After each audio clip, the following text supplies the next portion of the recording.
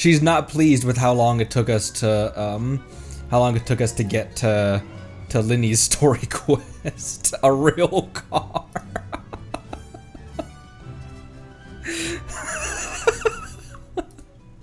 I had been hopping around in Genshin getting some very nice shots and footage and stuff to finish out the Natlan review, and the bulk of the editing is done, so it's just going to be polish, and I think tomorrow morning Pacific time is when that should go live on the second channel. That'll be the first video to launch the second channel, actually. So this channel, the YouTube channel, I mean, the Twitch channel is going to stay the same and everything. Twitch, nothing's going to change with the Discord. The Twitter, I don't know why I even addressed Twitter, because I don't use it. But the Twitter does exist. I do have a Twitter. You can scream into the void over there about how much Dia sucks and yada yada yada, whatever you want to scream about. I probably won't see it. But so the regular YouTube channel, nothing's gonna change with that except for the name. I think I'm just going to rename it, just add VODs onto the end of the main, onto the title of that channel. So it's gonna be Connery the Squirrel VODs. And then the second channel is going to be just Connery the Squirrel. So that's where edited videos will sit. And I'm not going to re-upload the edited videos that I did on the main channel.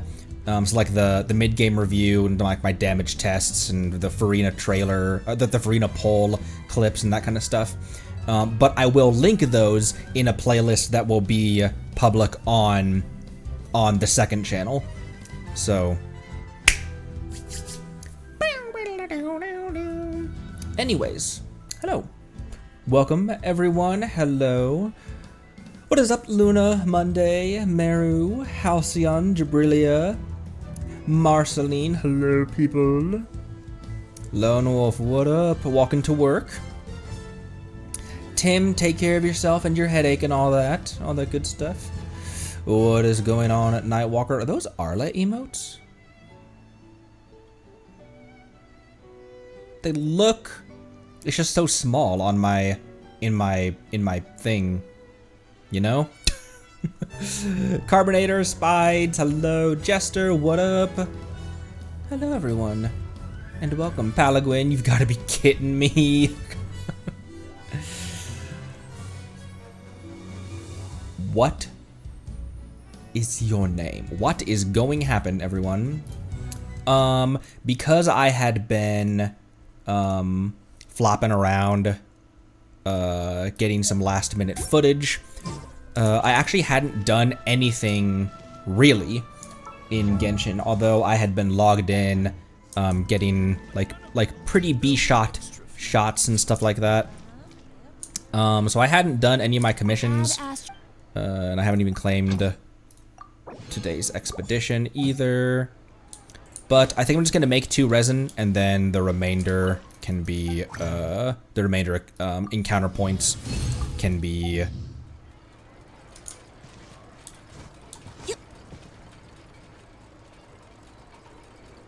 from the quest that we're doing today. Ley lines are still overflowing. I almost forgot that last night as well. And I'm in need of Mora these days. How did no one believe that you're out of Mora? That's like the most common thing to happen for early accounts. We've got a lot of people who are at like 3 million, 4 million who rarely have to worry about dragging their Mora down. Even building characters doesn't squish their Mora too badly. I do have my Lynette in party. She is borrowing Xiangling's artifacts. Yes, except for the circlet, which belongs to... whose circlet is that? It's in my notes somewhere, actually. 50 million! Consume 10 mil to get a bunch of characters from 80 to 90. That's fair. Oh, so the circlet is also Xiangling. She's using Mona's Sands.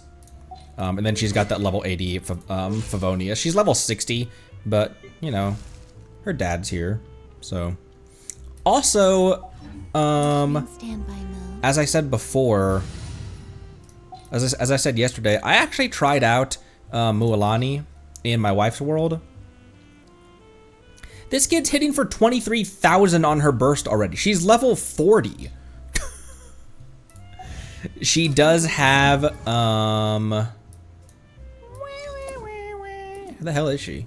She's gonna be clear back down here because she's level 40.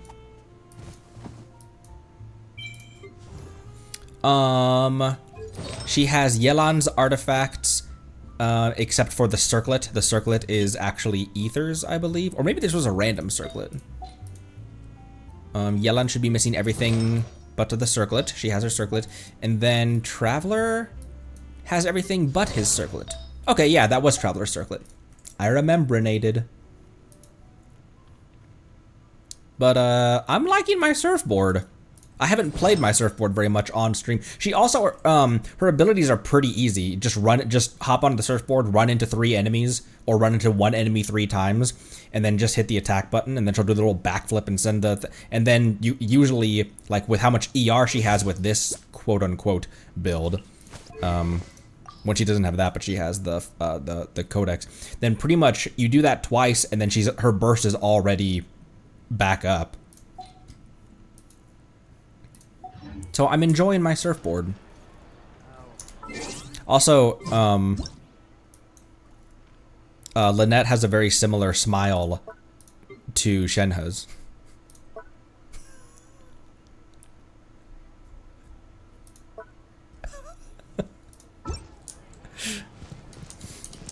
It's Lyney story quest time.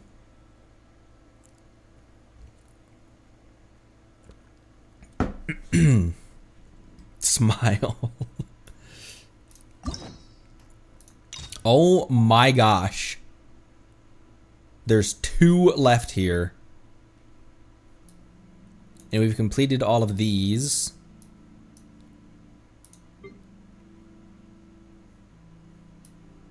Oh, Farazan hasn't even been unlocked yet. What was the limiting factor for us unlocking Farazans? Why had that not? Why was that, like, what quests was that locked by? Oh, Tainari. Oh. The Forgotten Thief, a phantom thief's reappearance. The bustling streets of the Court of Fontaine seem more lively than usual. Why not take a walk around?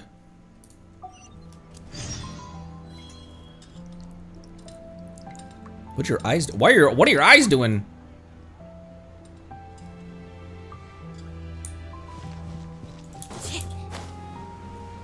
The True Rizzler quest. Story quest used to cost keys. Oh yeah. When did they get rid of that? Because that was relatively recently as well, wasn't it? They didn't have to spend keys on story quests.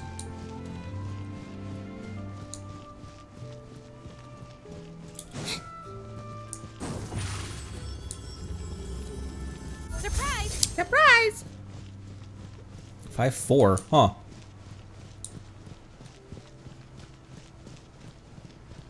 Hey, Oh, it's Charlotte. She's everywhere. We're always running into her. What's she doing this time? I'm not guessing. Oh, looks like street interviews. Paimon has a funny feeling that we might be in for an interesting time if we go check it out. Shall we? What are you looking at? I see. So you believe that this warning letter was sent by the Phantom Weasel? Absolutely. I've said it before and I'll What? say it again. The Phantom Weasel never acts as you expect. He must have faked his own death 10 years ago using a body double. Now that he's back, I'm sure the guards who worked on his case back in the day are in for a headache, but however this turns out in the end, the one thing it won't be is boring. couldn't agree more. As a journalist, I'm gonna get a lot of mileage out of this one. She's heading to Nodcry, isn't she? And Yenfei also in her birthday message this year said something about departing on a long journey. And I have a feeling that the anecdotes that were obviously a test for meeting people in the world, we'll see some people from the rest of Teyvat up in Nodcry on a relatively frequent basis. Thank you, sir, for your time. Now, whom should I interview next? Huh? Hey, what a coincidence! Fancy meeting you here. Perfect timing. So, the Phantom Weasel's latest warning letter. What are your thoughts? Phantom Weasel? Yeah, this is the first time we're hearing of this one. Could you clue us in? Huh? Oh, sorry. Yes, this case is from a decade ago. I guess you wouldn't know about it. Well, not to worry. You're in good hands because I'm a professional. The story goes like this. 10 or so years ago, a phantom thief became active in the court of Fontaine. Known only as the Weasel. The Weasel. Nobody knew his true identity, and the authorities never managed to catch him. Wow, cool! He sounds like one of those mysterious night burglars that you read about in novels. Precisely. Well, except the part where they actually have a good reputation. Our Weasel targeted whatever people held dear, and no one was safe from his predations. He targeted deers? He would just as soon steal a necklace from a rich merchant's safe as he would a toy doll given to a commoner child for their birthday. What an asshole, what the hell? Sounds like an absolute weirdo. I know. The phantom thieves you read about in novels rob the rich to pay the poor, but this guy did not discriminate. Unsurprisingly, this didn't work wonders for his public reputation. Every man and his dog wanted to see him behind bars. Yeesh. So, did they catch him? Were you paying attention? Not exactly. There's a good chance that the Weasel would still be at large to this day if it hadn't been for an accident 10 years ago. Accident, quote unquote. A magician named Caesar fell to his death in a botched high-altitude escape performance. When the police went through his personal effects, they found a hoard of stolen loot and gadgets used for criminal activities. And that was how the Phantom Weasel's identity was revealed to all. He's a patsy. I'm calling it. Calling it right now. Sure enough, thefts in Fontaine went down after Caesar's death. But today, 10 years on, the notorious thief has once again issued one of his warning letters and pasted it on the gate of the Opera Epiclese for all to see. I had to squeeze through the crowd this morning to get a photo as soon as I heard. Here, it's this one. Should be easy for Charlotte to squeeze through the crowd. She's shorter than Yenfei, isn't she? Coherent. These are like clippings from newspapers, it looks like. From like newspapers and magazines and stuff. So, this is the warning letter, huh? Let's see what he wrote.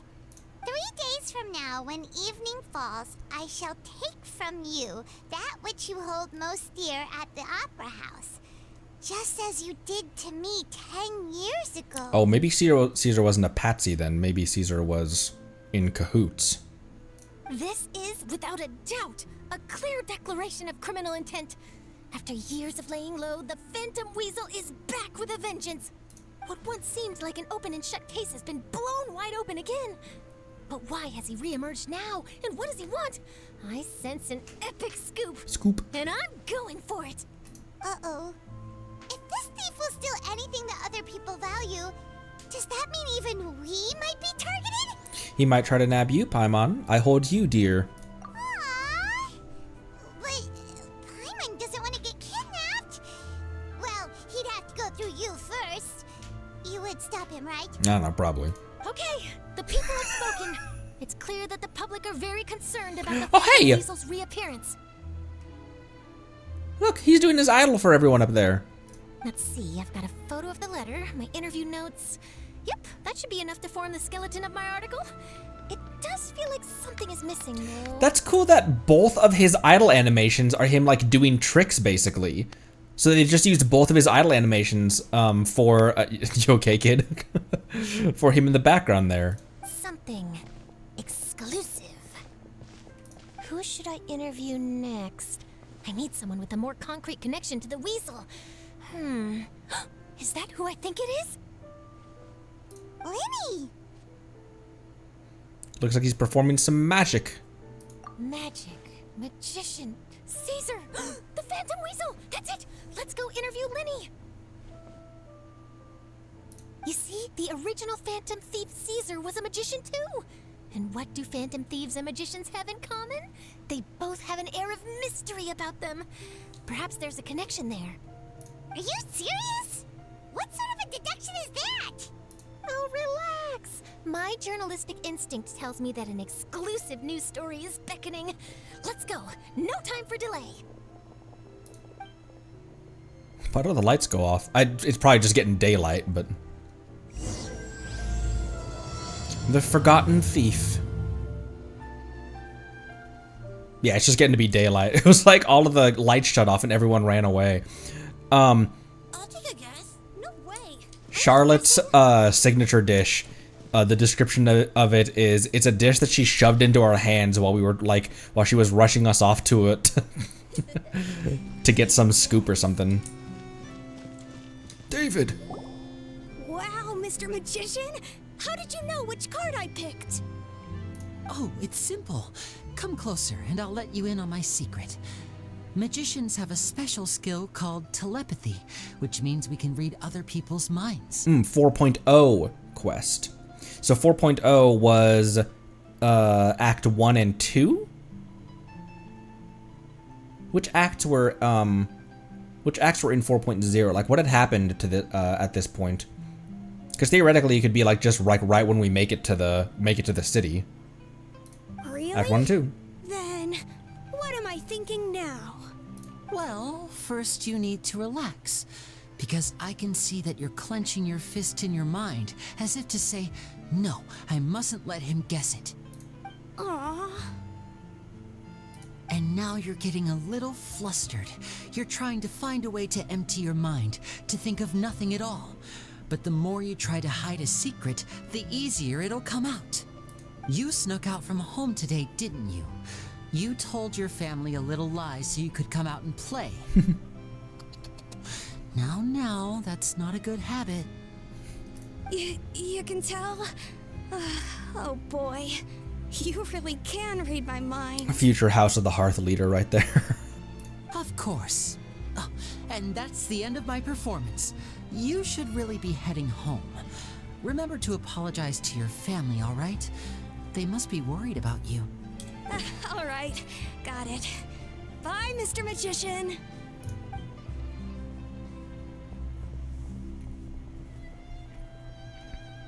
It's me. Hey, Lyney? Why, hello. We meet again. Are you looking for me? What's the situation? Well, why don't you guess, Mr. Telepathic? Oh, please. You didn't believe that spiel, did you? The power of telepathy is quite beyond me.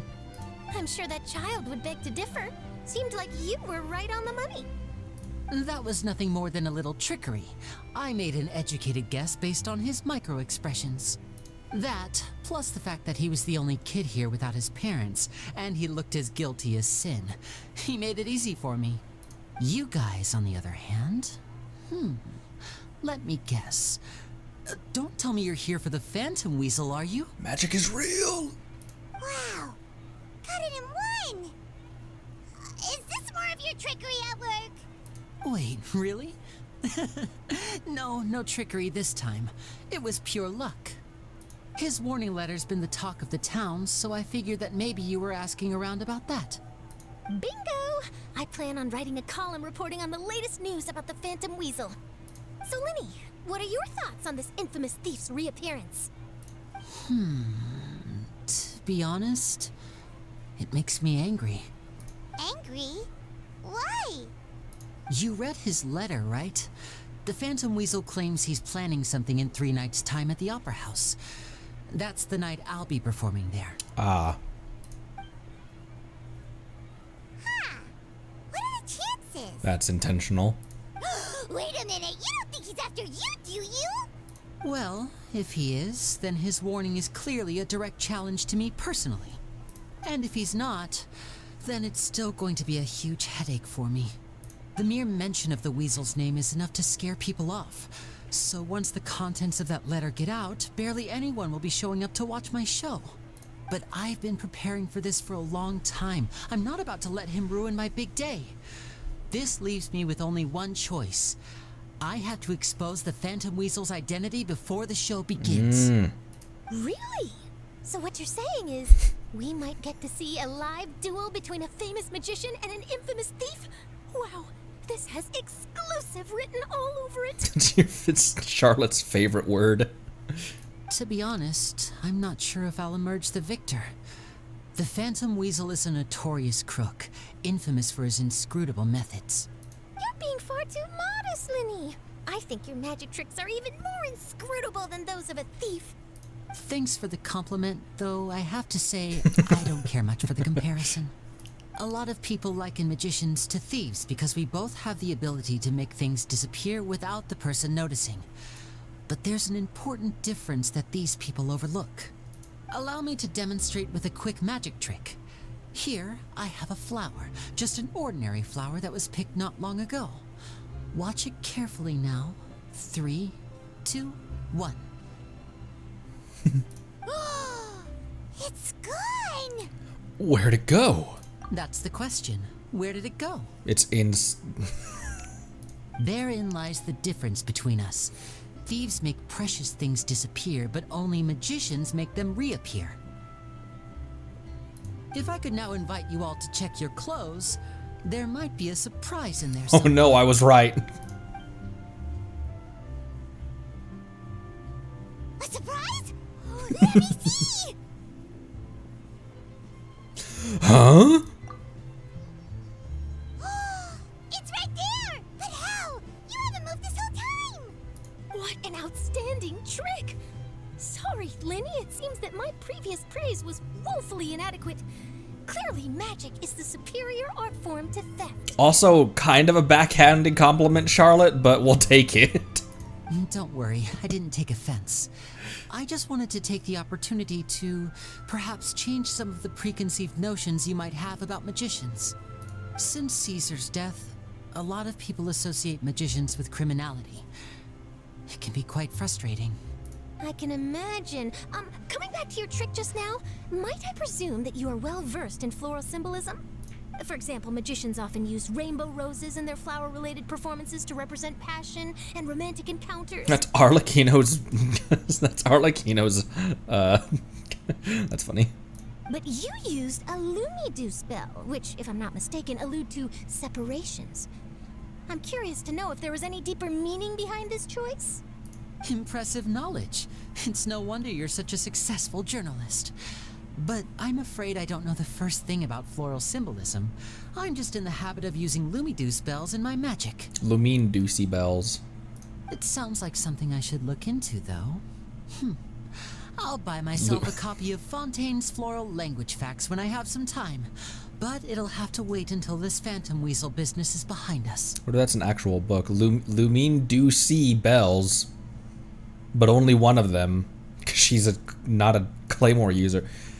Wow, what a joke, Connery. Well noted.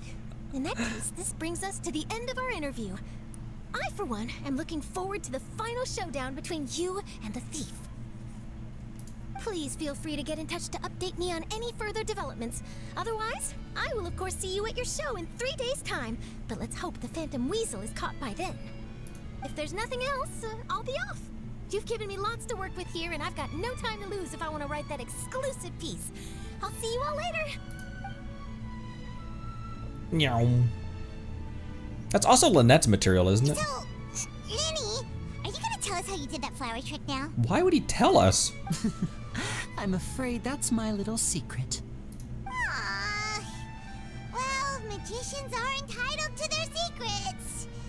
But Paimon's really itching to know how it's done. You feel it too, right? So itchy. That's just your leotard that you never change. The Phantom Weasel, sure you'll be able to handle him? Not so itchy then, huh?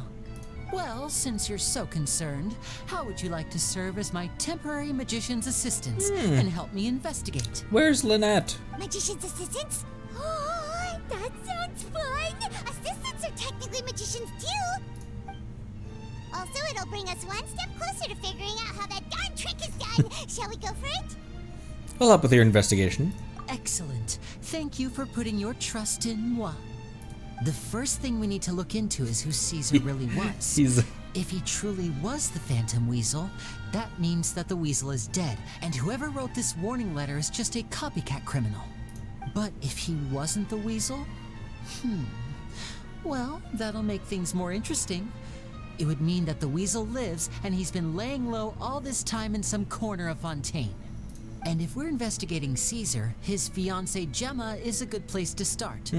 Word is that she visits the cemetery often, so I asked Lynette to wait for her there. We should make a move. Let's go and rendezvous with Lynette. Let's. I agree. There she is! Gift of Parting.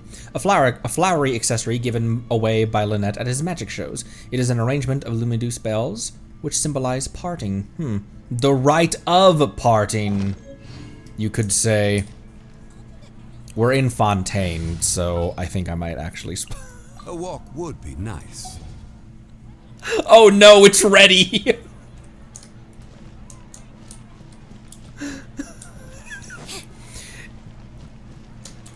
Is it weird that... No, it's not weird. The, Lyney is one of the few male characters that I would classify as cute. Does that make sense? Like when he was like, "Thank you for putting your trust in moi." I was like, that was cute of you. Why are you being cute?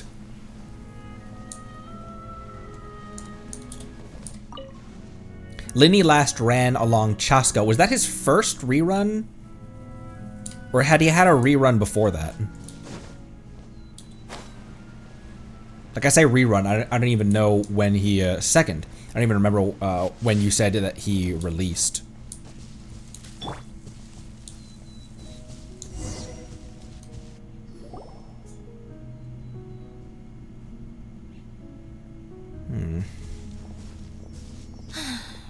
You took your time. Always. This music always makes me think, This music always makes me think of when we were here with Navi at the, after the Poisson disaster. When she couldn't even bring herself to admit that Malus and Silver were gone yet. Before, until we came up here and this music was playing. There's like specific soundtracks that are tied to certain moments in the game. Obviously stuff like For Riddles for Wonders are obviously tied to that cutscene. But this is just an overworld track. Which I guess For Riddles for Wonders and Sinner's Finale are also technically just overworld tracks as well. But this one in particular, I can only think of that cutscene because it was a very important scene. Sorry. I bumped into the Traveler and Charlotte en route, and we ended up chatting for a while. It's been a while, Lynette. We're working as Lyney's temporary assistants in the investigation of the Phantom Weasel. Thank you. It's good to have you helping. So, what's the situation? Have you seen Gemma? Nope. I've been here a while, and she still hasn't shown up. How bizarre. Maybe it was bad intel. Well, we won't get anywhere by standing around waiting. Traveler, Paimon, let's go ask around. They're in their artifact screens.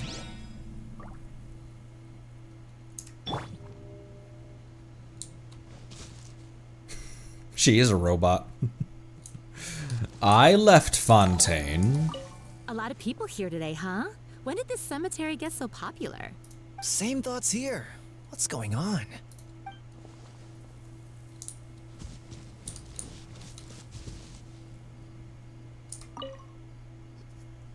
Excuse me, good sir. Do you by any chance know a Gemma? Gemma? You mean Caesar's fiance? Sure I do. What's this about? I'm just trying to get a hold of her because I need her help with something. I heard she comes here a lot. Yeah, she does. Poor thing. It's no secret why either. She's heartsick. Ever since Caesar passed away, she's been coming here once every week to clean his grave. Often she just sits there in front of his headstone, lost in thought. Sometimes she talks to herself. I asked her what she was doing once. She said she wanted to speak to him again. She knows he's gone and can't hear her from the grave, but she just likes to spend time there, telling her fiancé all about how her life is going. And she's been doing this ever since Caesar passed away? Oh, so 10 years. Wow. Their love must have been really strong. I'll bet. Caesar's reputation fell apart after his identity was revealed, so no one else visits his grave. Gemma's the only one who still thinks about him after all these years. I don't know if the mind lives on in the waters after death, but if it does, I'm sure Caesar must be grateful to have someone who remembers him fondly. If I'm honest, I think this is all so unfair to poor Gemma. Her fiancé was a low-life crook. He doesn't deserve someone like her. Anyway, all of that said, she's running later than usual today. Normally, she'd be sitting in front of his grave by now. I wonder if she's okay. Well, that's everything I know, I'm afraid. You might have more luck asking some other people. All right, well, thanks for sharing all of this with us. We'll keep asking around. You're welcome. I just hope she'll be able to move on one day.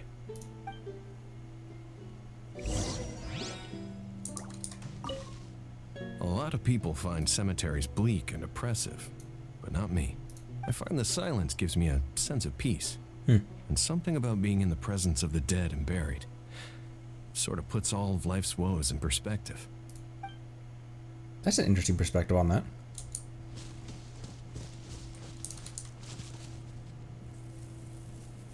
Okay, I have to.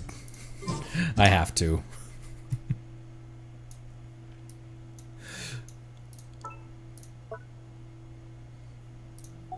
Lynette has kind of a memeable face.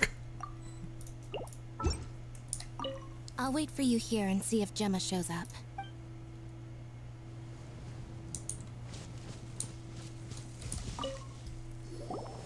Did you hear the news? They're saying the Phantom Weasel's back. You're kidding. Wait, isn't he dead?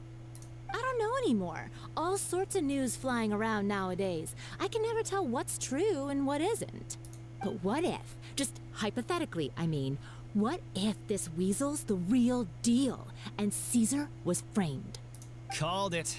Seriously, 10 years ago, on the day it all went down, I said to myself, you know what? This guy's been set up. The Caesar I knew was a good guy. He gave balloons to children on the street, for Pete's sake. What, are we supposed to believe that he was a balloon thief or something? Give me a break. Oh, please. Weren't you the one cursing his name to high heaven when the police announced the news? You were all, "Oh, that gosh darn lousy son of a, you think you know a guy," or words to that effect. Yeah, I'm sure that's the words he was using. Let someone swear again. Let Diona swear at D-Luke. She's earned it. Wait, did I say that? I don't seem to recall. Sorry to interrupt. Hello there. Sorry for disturbing you, but I couldn't help but notice you were discussing the Phantom Weasel. We're actually quite interested in this topic as well, but we're struggling to get to the bottom of it. Do you think you could spare a moment to tell us a little bit about Caesar? You've come to the right people. Yep, I was there. Back when Caesar used to perform magic tricks on the street. He was a great magician. The best trick I ever saw him do was pop a transparent balloon, only for a whole bunch of doves to fly out from the inside. I was right up close and didn't blink or look away once, but for the life of me, I still don't have the faintest clue how he pulled it off. Really incredible stuff. It's really cool that in a world with elemental powers and that kind of stuff, there's still a market for magicians and tricksters and that kind of stuff. I saw him perform too. He always used to bring some gifts along for the kids who came to watch his show, and he'd hand them out after he was done. Sometimes he even got the kids to write their wishes down, and then he'd make the items on the wish list appear in his next show. Huh. He doesn't sound like such a bad guy. Neither did Vache. But after he died, there were also rumors that he used the wish list to find out what was precious to people, with the intent to steal it later. As I'm sure you know, the Phantom Weasel would steal just about anything from anyone. Whatever the case, now that the weasel is back, Caesar's become a hot topic once more. I bet Gemma must be pleased. If Caesar's name gets cleared, maybe it'll finally give her some solace after all this time. No, speak of the devil. That's her over there. If you've got any more questions about Caesar, she's definitely the one to ask. So that's Gemma. Is it just Paimon, or does it look like something's wrong? Wait, it looks like she's injured. Come on, let's see if she's okay. Hello, woman we've never met.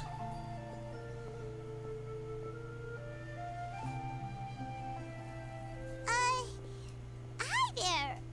You're Gemma, right?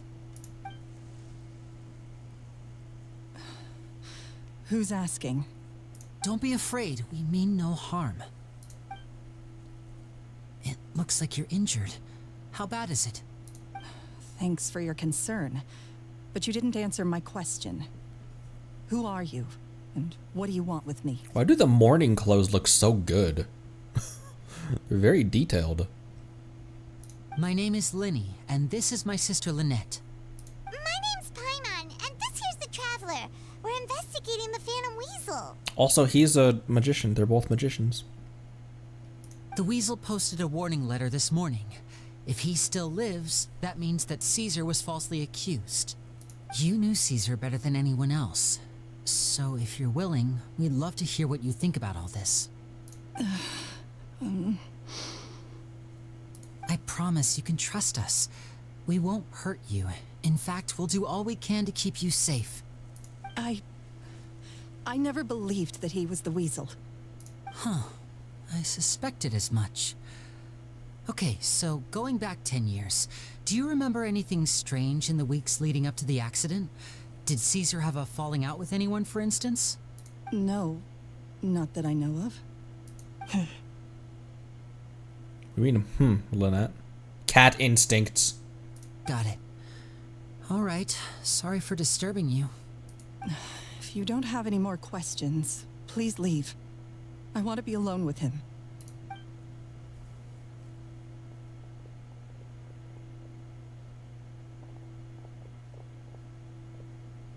Judging by the look on her face, there's definitely something fishy about her. Kokumi. She's lying. She definitely knows something. Perhaps she simply doesn't trust us. I mean, we met her 4 seconds ago. That's fair. We're just a bunch of strangers who showed up and started questioning her about things that happened a whole decade ago. It makes sense that she'd be wary around us. Not only the things that happened a decade ago, but the worst moment of her entire life. In any case, I doubt we'll get any further here, so let's call it a day. Meet me outside Hotel de Boer tomorrow, and then we'll start the next step of our plan. Can do.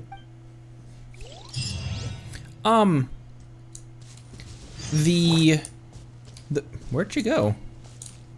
Oh, hey. I thought she was in front of this one. In Arlecchino's trailer, it was like one of these, or it was like this one or this one was the grave she was standing outside of when she buried the Snezhevna in her teaser. After she put her shoe through that dude's skull.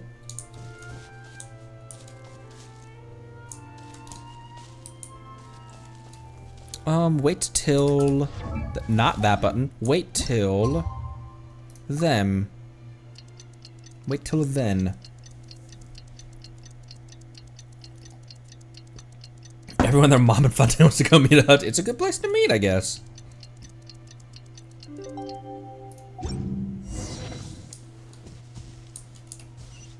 In the city.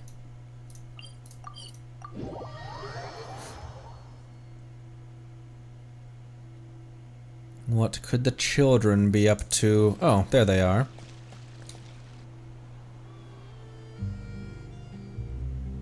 Over here. That's your sister's voice line. Lynette's not joining us today? I've had her follow Gemma and see if we can make any inroads with her. They should be at a cafe right now. Still, I don't think that Gemma's likely to open up to us. So, we need a contingency plan. Where should we start? Today, we'll be looking into a guy named Lorenzo, Caesar's former pupil and assistant. When Caesar passed away, all the stolen goods discovered in his home were confiscated and returned to their rightful owners. But Lorenzo was the only one privy to all his magic secrets, and he inherited his craft. Before long, Lorenzo was the next big magician in town, his fame surpassing even that of his master, and it made him very wealthy. He's since left the magic scene though, and these days, he's a wealthy businessman with his fingers in a lot of different pies. Gross. I had to pull a lot of strings, but I managed to get him to agree to a couple of drinks with me.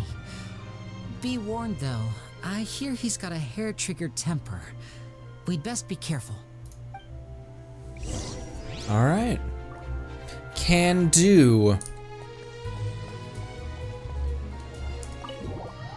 I brought my harbinger with me. What could the children be up to? Oh, we didn't get very far before it started. There we go. You neglected to mention that you were bringing 2 other people with you. I am not a mere person. My apologies. These 2 are my assistants.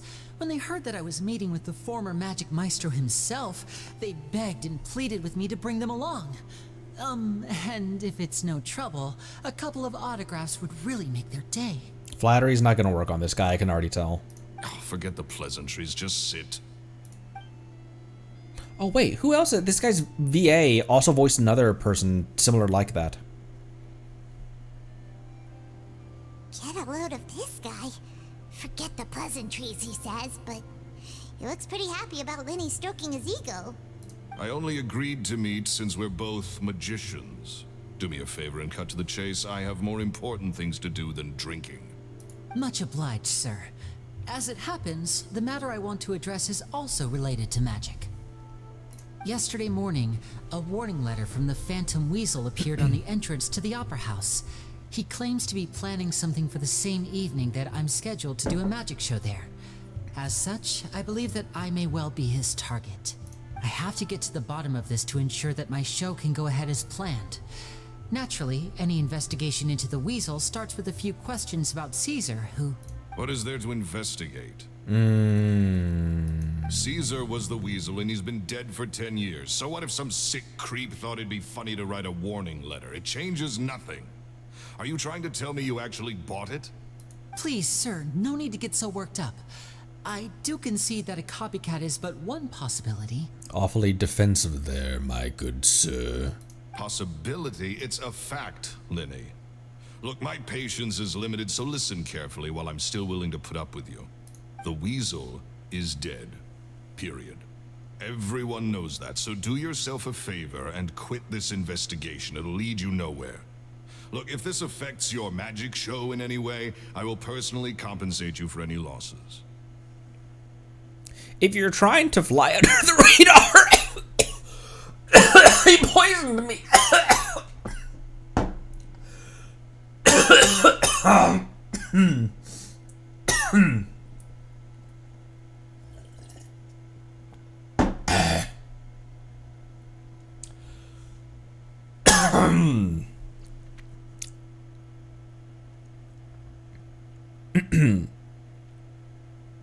If you're trying to Ow!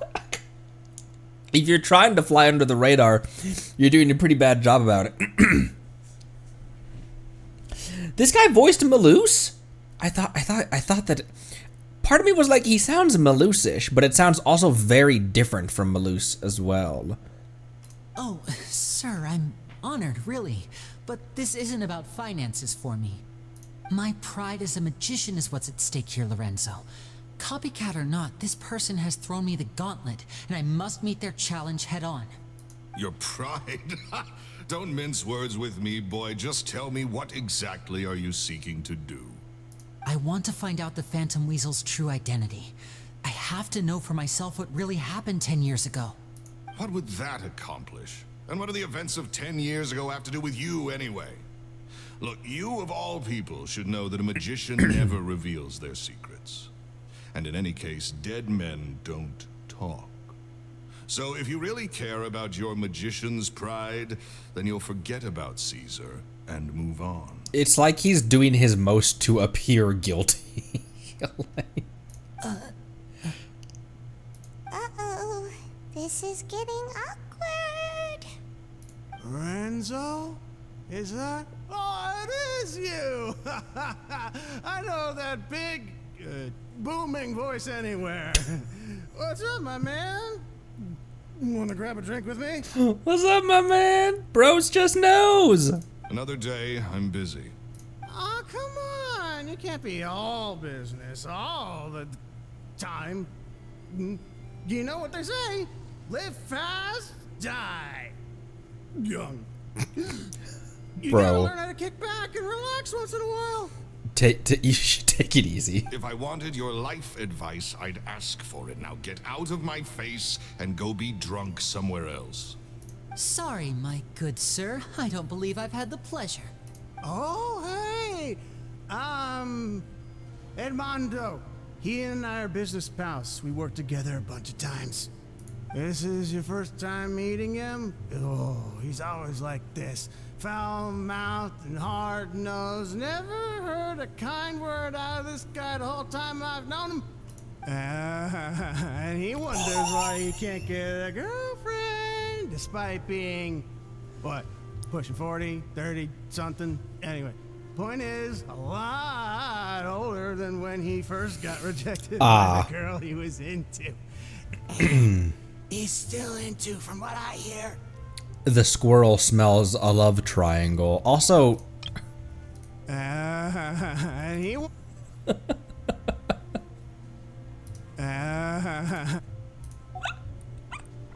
Shut up and get out of my face. Another word out of you and you can forget about doing business with me ever again. Do I make myself clear? Sorry, I may have had a little too much to drink. think. All right, I'm gonna leave. Don't work too hard.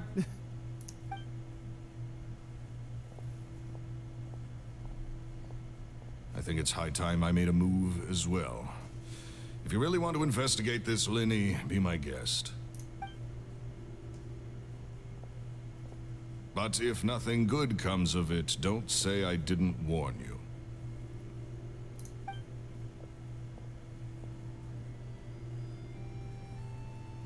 Well, that fell to pieces in a rather spectacular fashion. Any thoughts? There's something strange about him. Paimon thinks he's got a screw loose. Totally. And what was all that about compensating you for your losses? Why would someone you just met make an offer like that? He's gotta be hiding something. And not like Gemma. She was a little suspicious, but this guy's definitely covering something up. I think so too. We need to look into Lorenzo more closely. That guy Edmondo seems to know a thing or two about him. He only just left. Let's see if we can catch up with him. Sus glasses. Who was Paimon originally talking to when she said Paimon thinks this guy's got a screw loose? Was she talking about Venti? That seems likely.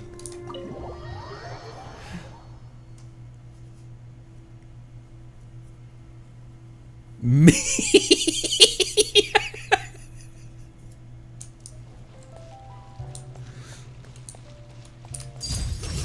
I'm not sure why I decided to do that. There was no reason to. Oh my gosh! Sorry, just inhaled all of the ash from me burning the bushes. You okay there?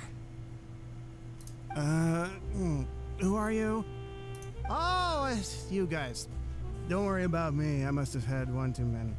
I just need to ride it out.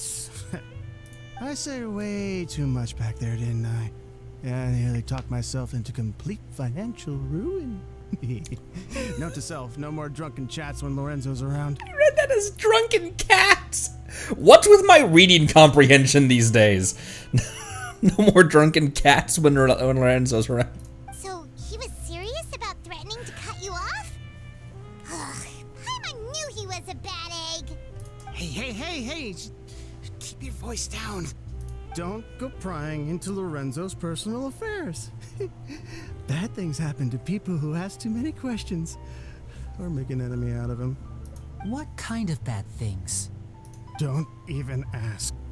I'm sorry. I'm gonna have to cut this conversation short. I'm not crossing that line again. Even plastered, he knows to keep his mouth shut. And take it from me, trouble with Lorenzo is one thing you don't need in your life. You saw him flare up back there. I don't know what you said to him, but clearly it touched a nerve. That's not a good sign. You're too young for this. Don't get in over your head. I'm leaving. Bro. Don't throw up on my shoes. I just polished them. And there he goes. What do we do now, Lyney? Shh. I think we're being watched. Someone was listening in to our whole conversation. It's the actual Men in Black. Don't say anything and don't look back. Any altercation in the city will attract the guards. We'd better take this elsewhere.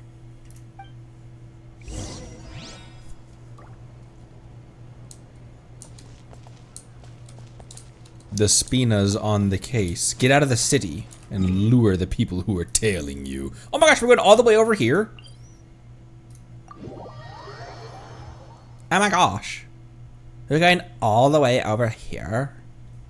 That's so far away. We still haven't done that Fontaine quest? We still haven't done that fountain quest, by the way.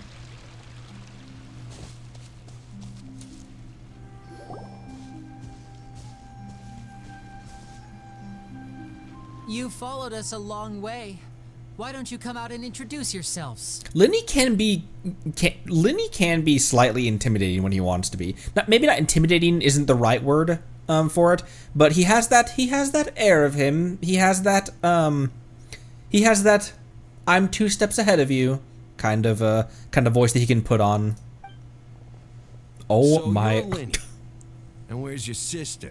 Ain't she with you today? Smooth face Pacino. Save us the trouble and go fetch her for us. Let's not drag this out. Paimon doesn't like the tone of your voice, mister. Who sent you, huh?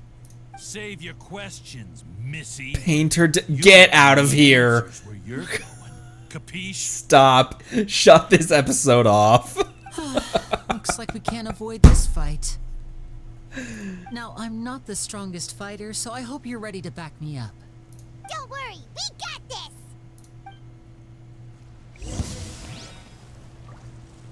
Oh, hey.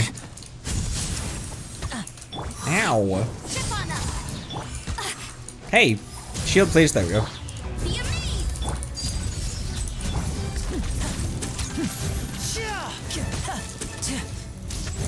Does he have a special charge attack? I can't remember. Wow. Let's get this show on the road. That's one of my favorite bursts in the whole game.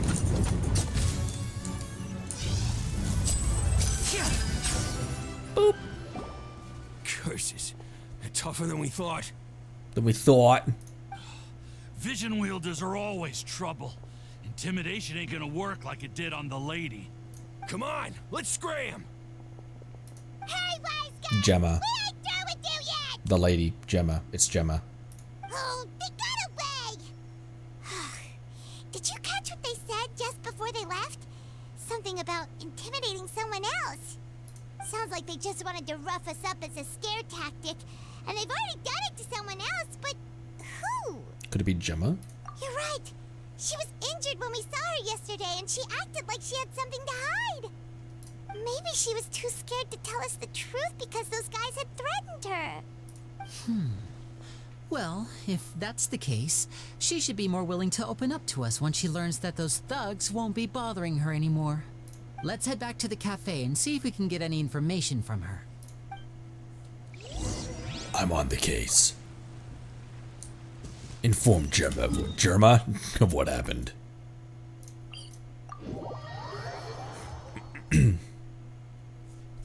Damon Mills has voiced in a different Hoyo game, Blade in Star Rail.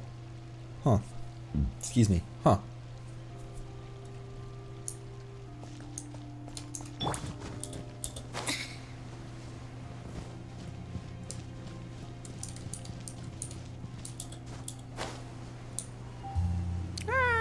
Hey, you know, since I have a shielder in Citlali right now, or I could keep Zhongli in here since we're in Fontaine. I'm probably gonna drop a meteor on something. At your command. Frem.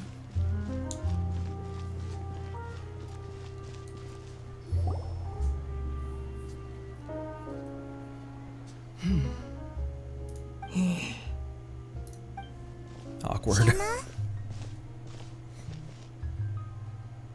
You again. What is it this time? We just ran into the men who've been threatening you, and we gave them a taste of their own medicine. So, you can relax now. We're here to protect you. She's not gonna like that. Like we're stirring the pot that we're stirring a pot that we don't know the ingredients to. What? Why? I didn't tell you anything. Why would they come after you? Sounds like they're no strangers to you. That's putting it mildly. I know them all too well, and I hate them with every fiber of my being. It's been 10 long years, and still every time I try to look into Caesar's death, they show up and warn me not to do anything stupid. How do I know I can trust you? Do you really think you can get to the bottom of it all? And why are you doing this? I'm afraid I can't reveal all the details just yet, but I can promise you this. I will expose the Phantom Weasel's true identity. Because you see, this is a personal matter of the utmost importance. I give you my word. Trust me. Okay. How can I help you? I've heard that Caesar used to have a magic workshop where he kept a lot of his personal effects. If possible, I'd like to take a look at them. Do you know where it is? The Fleuve Sonde. But the place was sealed up by the police after his death, and no one's been there since. I'll break it. Or I'll just get Chevreuse to let me in. I also know that the Fleuve Sonde is dangerous territory. Lots of hostile groups lurking around. If you're serious about going there, please be careful. Understood. Lynette, you stay here and take care of Gemma. Don't let her come to harm. Got it. But if I'm staying here, I'm ordering dessert. I mean, bon appetit. But stay sharp, too. They're likely to come for you while I'm away. Okay. All right. Power saving mode off. I'll start taking this more seriously now. I love her.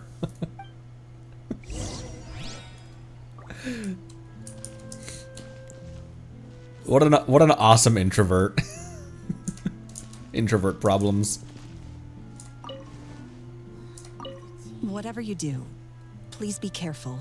If anything happens to you because you're investigating Caesar, I'll never be able to forgive myself. No, sit. With me here, nothing will happen. Okay, now you can get up. Oh, right, he's got the bell. I'm sorry, Frem, it's your wish art.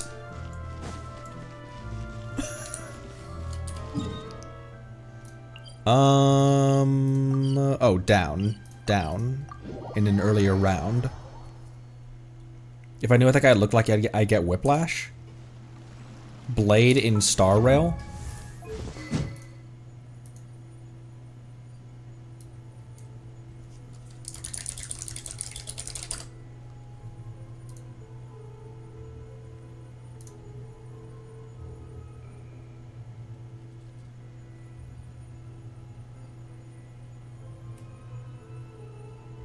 Well then.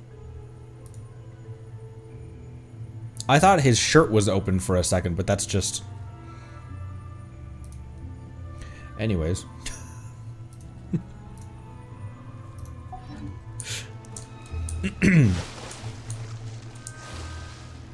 That's my type of, That's,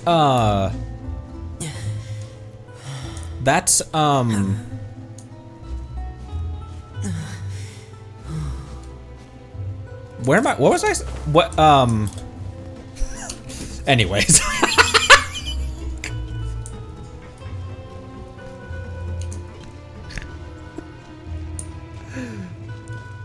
Like Risley, Flynn's, Oron, those are designs that those are my kind of designs. Blade now as well. I can add to that. Lycon.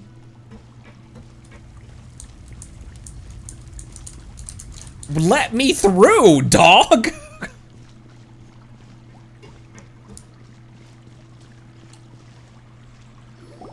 If Gemma gave us the right location, then the workshop should be right nearby. Looks like these boxes are blocking the entrance. Let's shift them away first. You help Lyney move the boxes aside. Looks like no one's been here in a long time. There we go. It should be just down here. All right. Well, this is clearly... maybe I don't bring Frem into a trounce domain. However, I do have Zhongli and Arlecchino. I have Zhongli and Arlecchino. Not trounce domain, but a domain.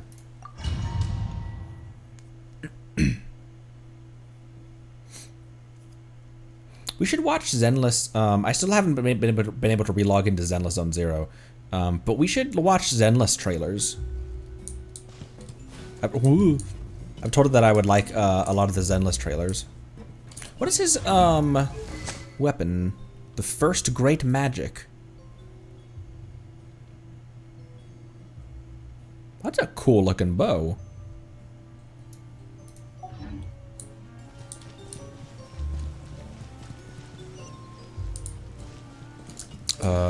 Wait. No hidden chests, I don't think. Okay. No hidden chests, I don't think.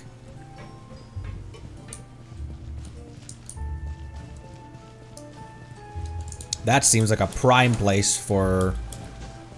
Never mind. All right, we can keep going, Lynn. Ah! We can keep going, Lyney.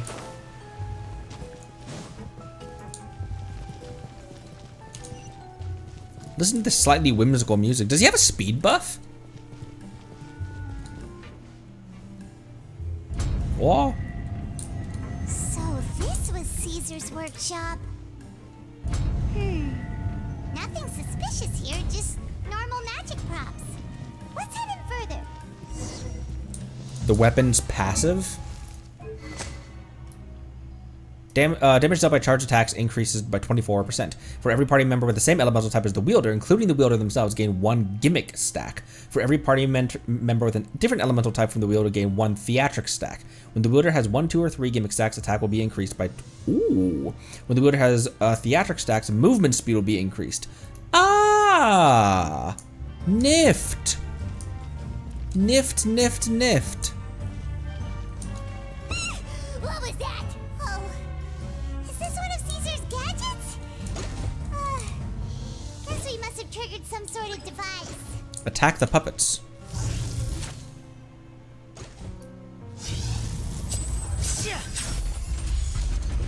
Oh, he's a Numa character. Also, the sound of him charging the bow up. That's cool. They'll have different sound effects. And he drops a cat too. He and Lynette actually seem like they might synergize, don't they? Over here. Laid bare. Prepare. Frost is coming. Use a spotlight. Thanks for that damage there, Frem. Step right up.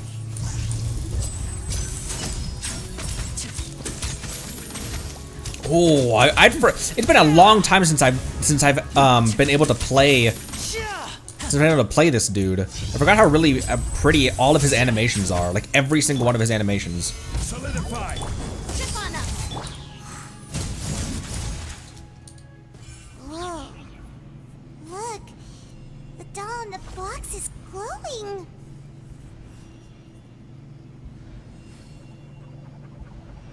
That's a fun noise. There's something written on the card on this doll. Let's take a closer look. Wish list. Wish list. I'd like a little dove. I want a robot with cool powers. Note: you need your parents' permission to own a pet. You also need to take good care of it. I brought a fluffy toy dove for you this time. If you're ready to own a pet, I'll make a real dove appear for you next time. Caesar. I want a bucket of fried chicken that never runs out.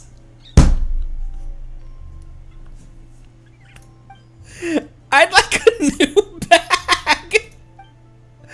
Note, there is no such thing as fried chicken that never runs out, just as there's no such thing as children who never grow up. Also, eating too much fried food is bad for you. Make sure to pair it with something healthy, like a salad, alright?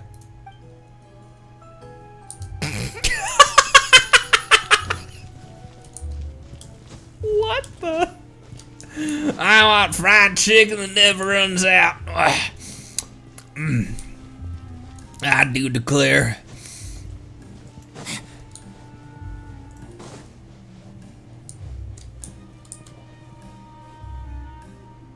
It's so whimsical in here.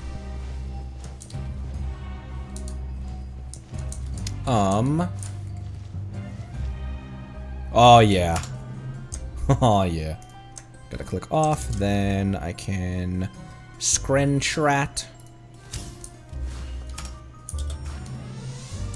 Let me out. There we go. Elevator? Elevator.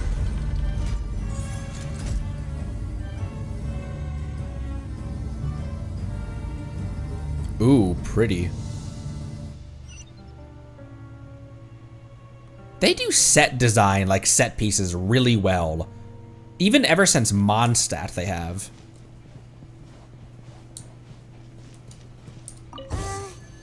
These magic boxes are moving. What do we do? One of them looks different from the rest. Let's investigate. Balls.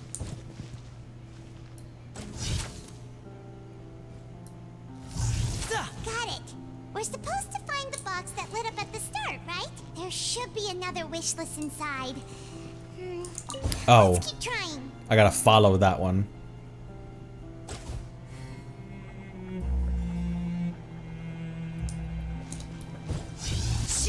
Shit.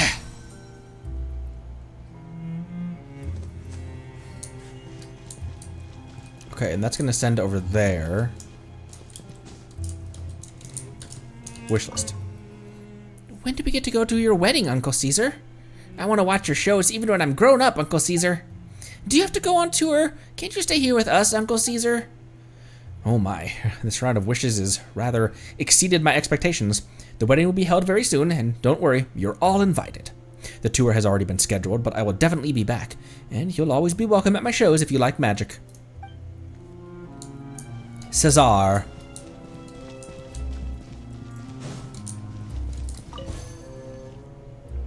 It's you.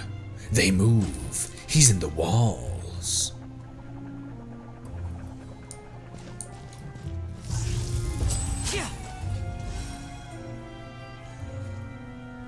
Neat. Cool. That's cute. I like that. I wish my I wish my parents would get back together. I wish for good grades in my next exam. I wish for my little sister to have a normal life, free of danger. Right, I forgot this is Fontaine. Right, I forgot this is Tavat. I want you to know that you can always share your troubles with me, children. But some wishes need more than magic to make them come true. They need the power of your hard work. I wish you the best of luck and hope that all of your wishes will come true. Fun. Thanks for that, Hoyo. Appreciate it. Before I go in the box. Okay.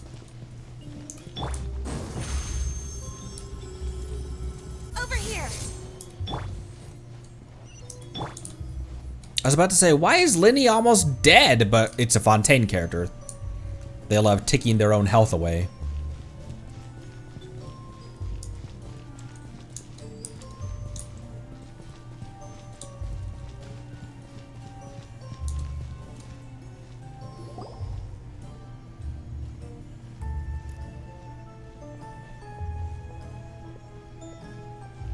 That's weird. Have we reached the end already? There's nothing here. Maybe this was a wasted trip. What you looking at? This place seems a little too ordinary for a magician's workshop. There's a distinct lack of mystery. We've triggered quite a few devices on the way here. I'm starting to wonder whether Caesar built this whole place as one big, elaborate magic contraption. If so, then there must be more to this place than meets the eye. Maybe a hidden room somewhere. Aha! If I just move this book, then hopefully... and... presto. He's standing on books. Secret passageway! How did you know? He's standing on books because he can't reach. I'm a magician too, and apparently great minds really do think alike. Looks pretty big inside. Let's head in and take a look around.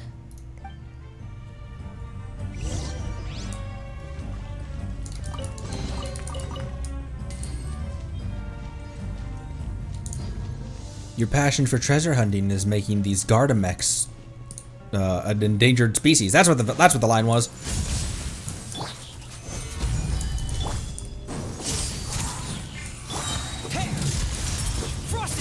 That was helpful, Frem. Thank you.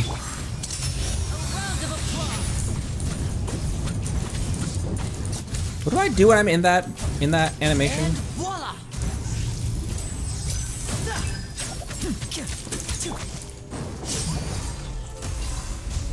Lynette with the kill!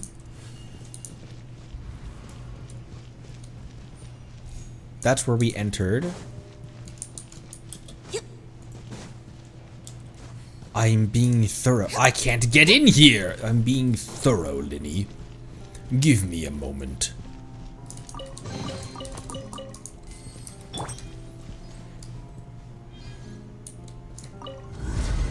Cat kill.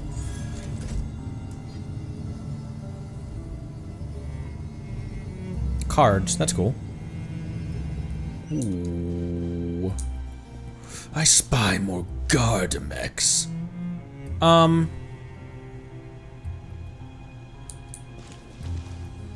Is it supposed to look like the Three Moons emblem? No, it's just this one's lower. It's not that this ring is offset. It's that this ring is lower than the other one. Although it does look like planetary imagery. That seeing is believing, there's no limit to the number of tricks I can pull off. Shmeeing is believing. Now disappear. Be amazed! Surprise! Stabilize. Getting here. Here comes the fanatic.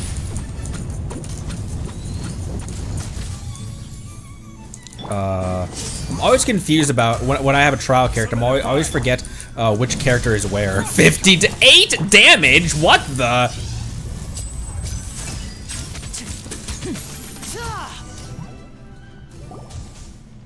It does remind me of the Ordo, yeah. Why have you stopped, Lyney? Is there some device in that box? Huh. It just looks familiar somehow. Let me check this out for a second while you guys go on ahead. If anyone makes a major discovery, let's rendezvous here. All right, see you in a bit.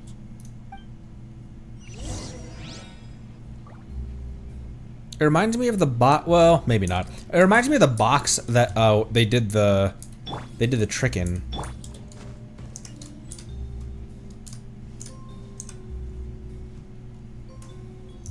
Right, I can't take pictures right now.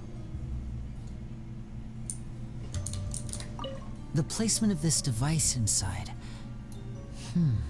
If I remember correctly... I'm on the case. Leave it to me, Lyney. I shall suss out the answers.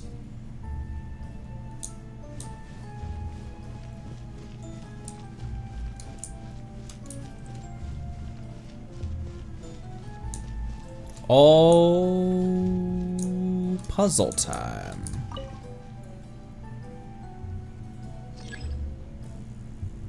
Activate all the magic sets without stepping on the same one twice.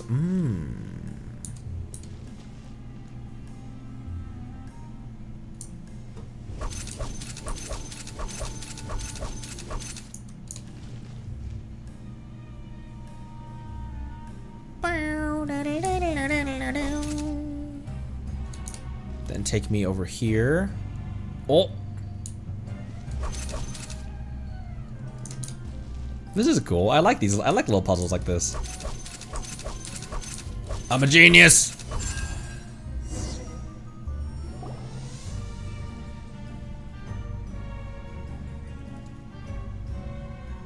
This is the kind of puzzle design I'm really looking forward to. Oh, made a hat! This is the kind of puzzle design I'm really looking forward to in Nod Cry.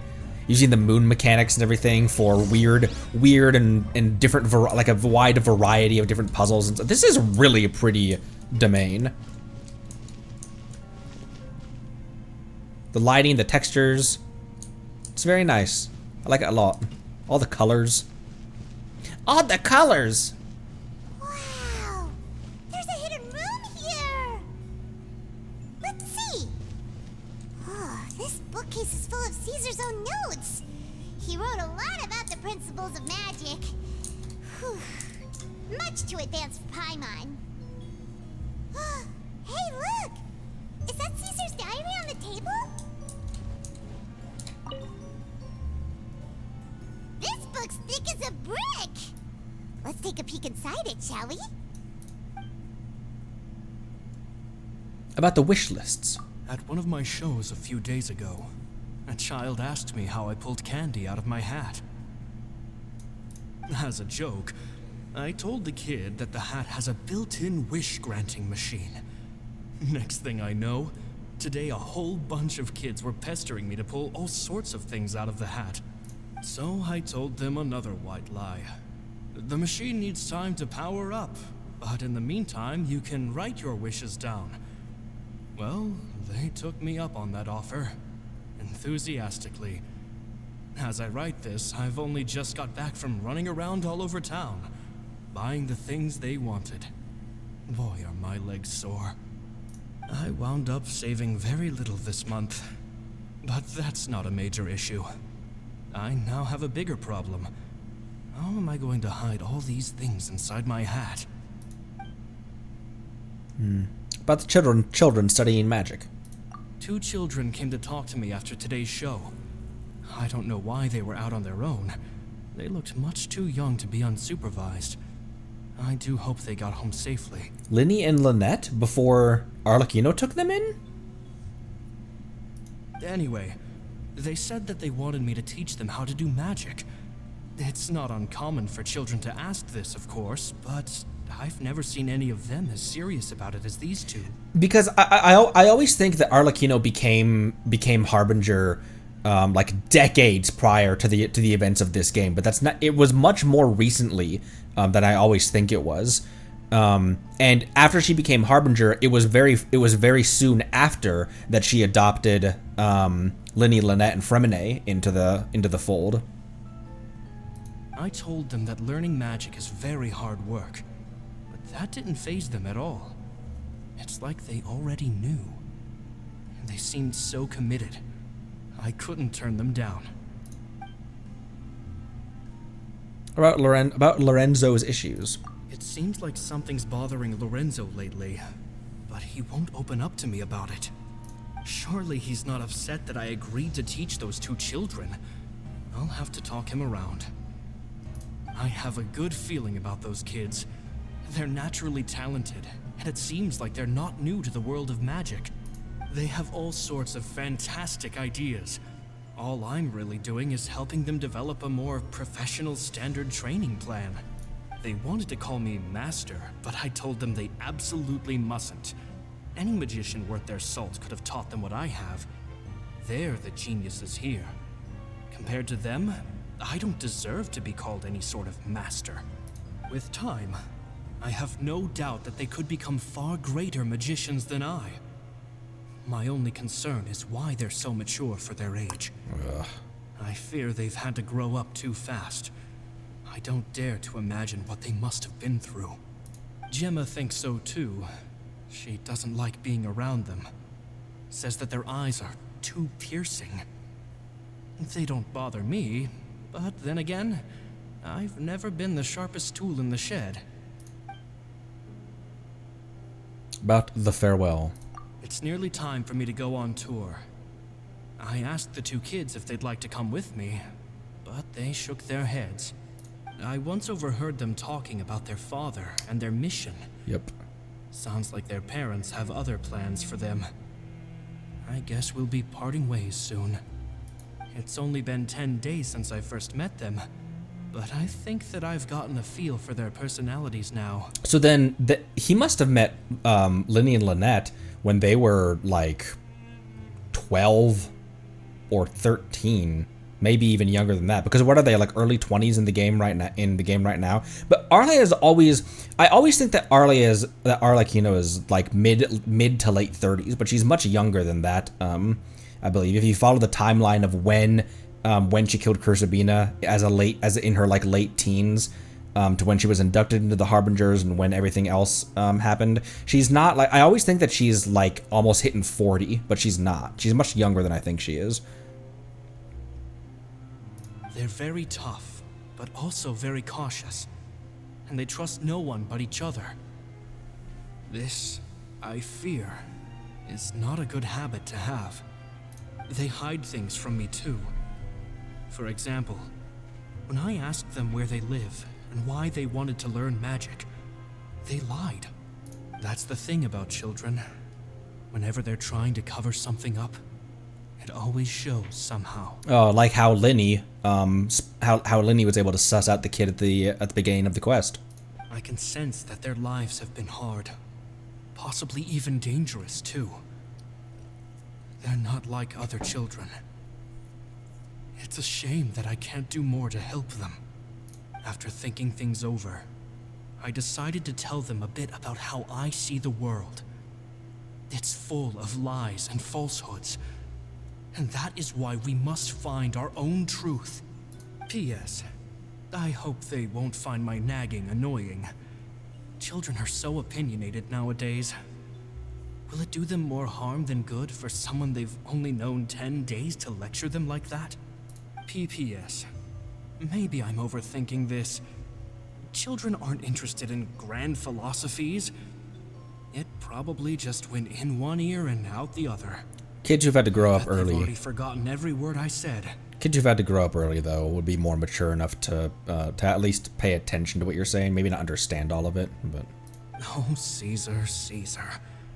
Just mind your own business next time. Stop reading. Two magic geniuses with a father and a mission, huh? Sounds a lot like he was writing about Lyney and Lynette, don't you think? So did they meet Caesar when they were kids? Let's go ask Lyney!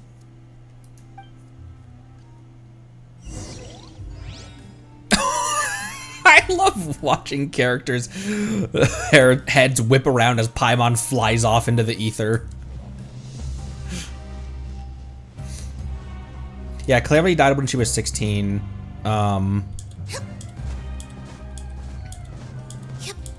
And like right after Clairvy's death, Arle started hunting Cursabina.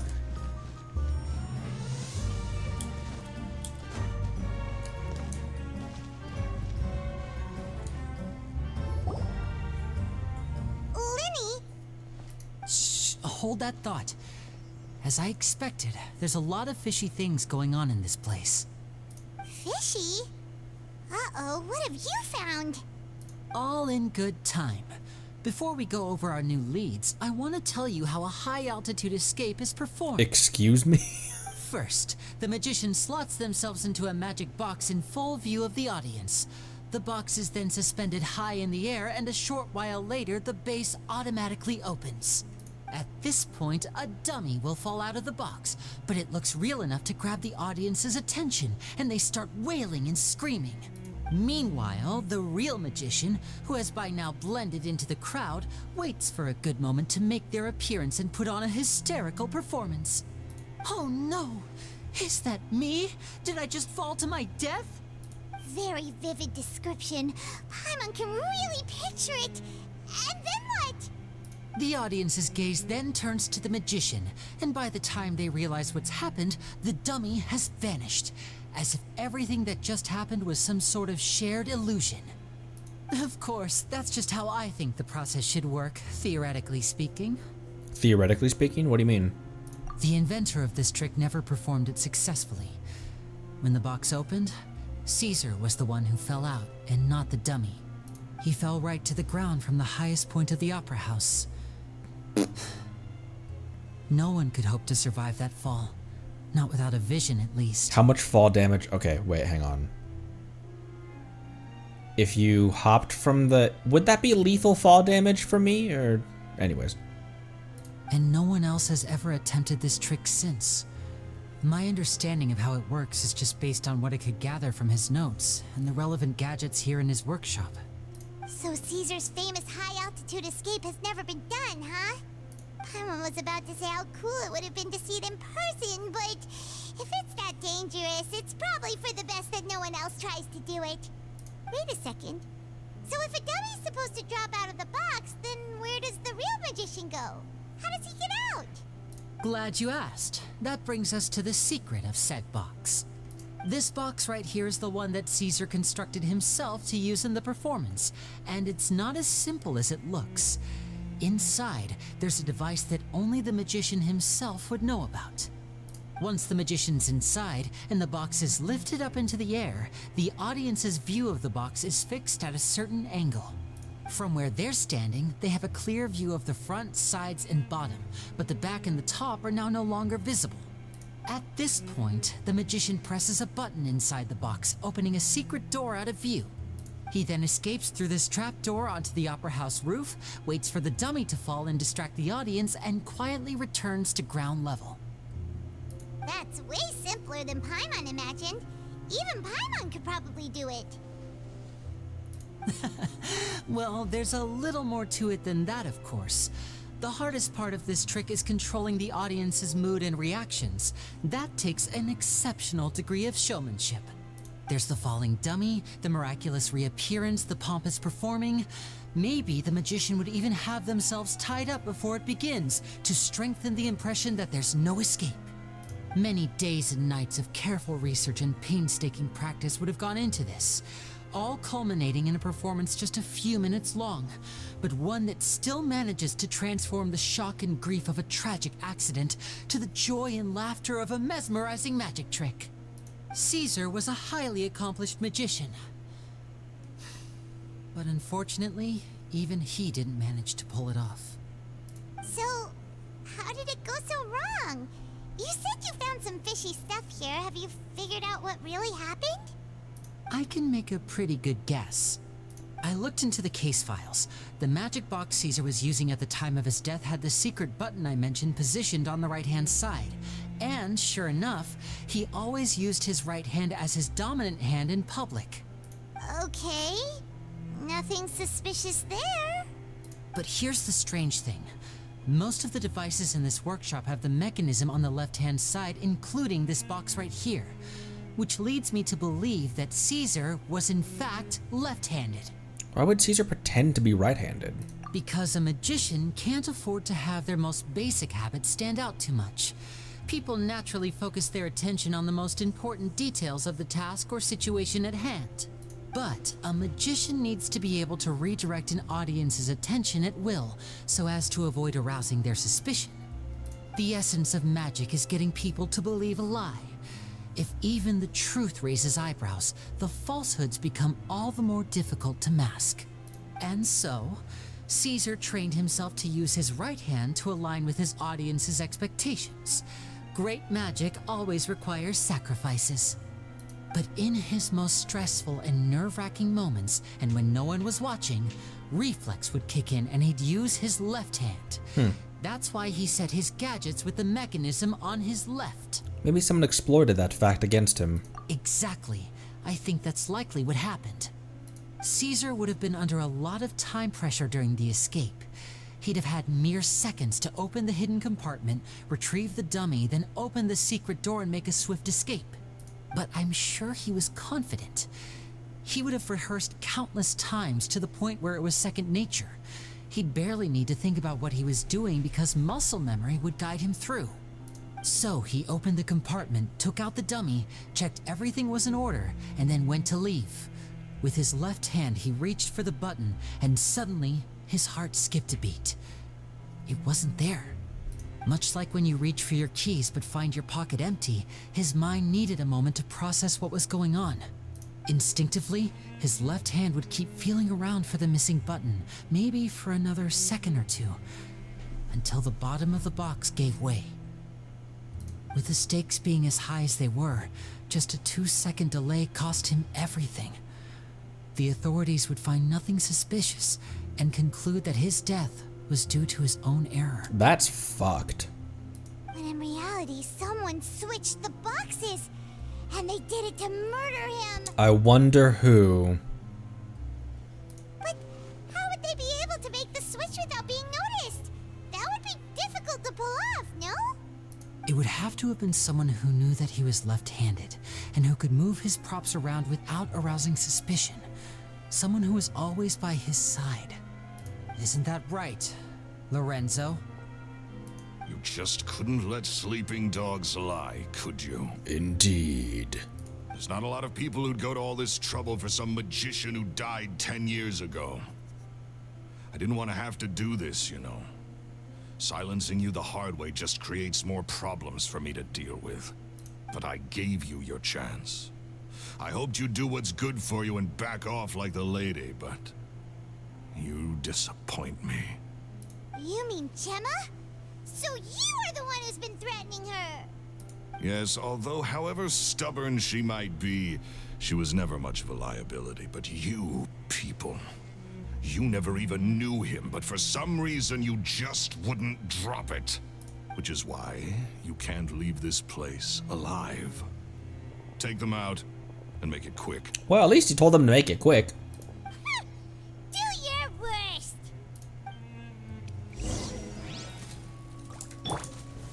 Gather! You will not lay a hand on my children. Who do you think you are?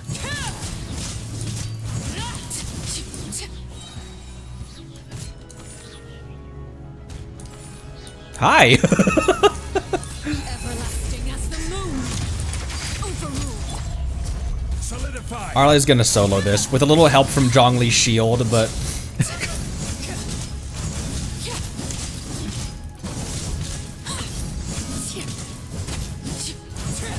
I got no bond of life, but give me a second and I will. Transfixed.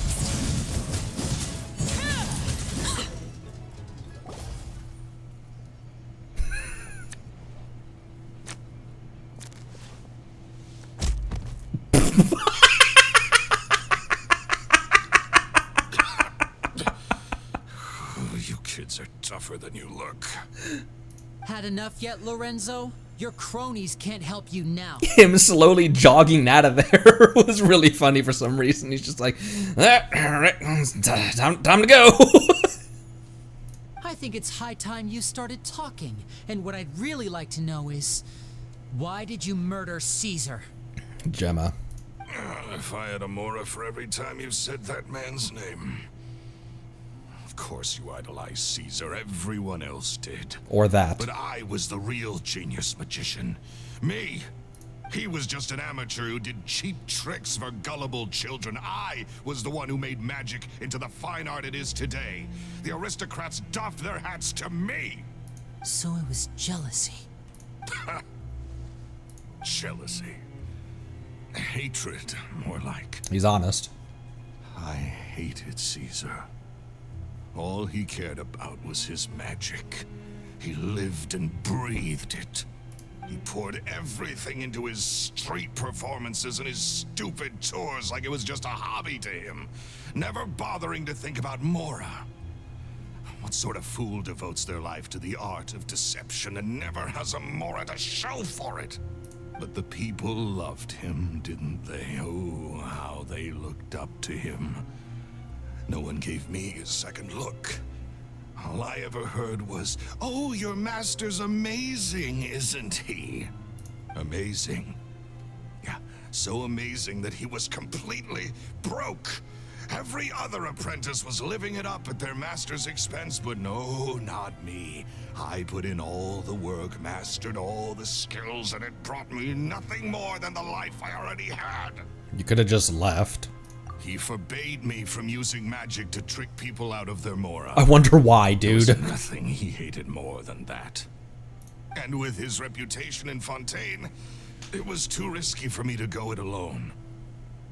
As long as he was alive, if I dabbled in my own brand of money-making magic, he would expose me and it would destroy me. I had to kill him. There was no other way. He had to go. And this was your only motive? It was reason enough. What other motive would I need? Well, I was under the impression that there might have been other factors at play. For instance, maybe you were in love with Gemma, but she was engaged to Caesar.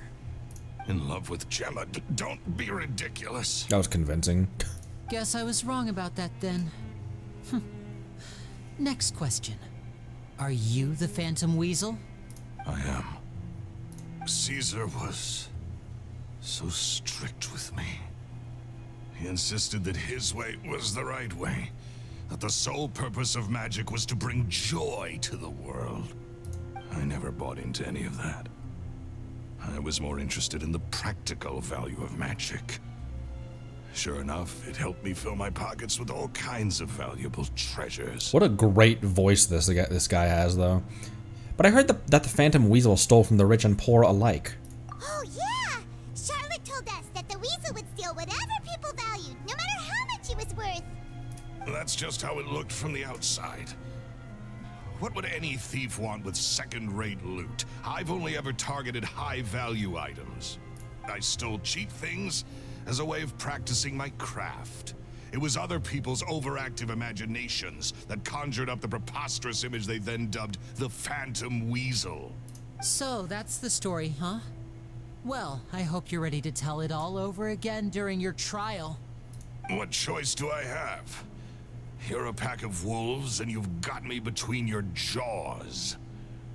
You've seen what's here, and my last-ditch effort to stop it getting out has failed. What else can I do? You could be a Liyue villain and try to collapse the roof on us. So be it. I've enjoyed power and wealth for the last 10 years, the likes of which Caesar could never give me. I wouldn't choose for things to end this way, but I regret nothing. Very well. In that case, I'll contact the guards. Traveler, Paimon, keep an eye on Lorenzo for me. I'll meet you just outside the workshop when I'm back.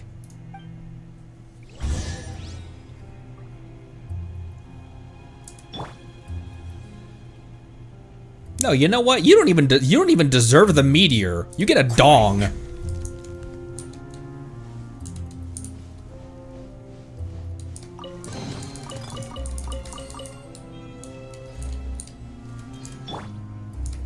At least I can finally stop looking over my shoulder now.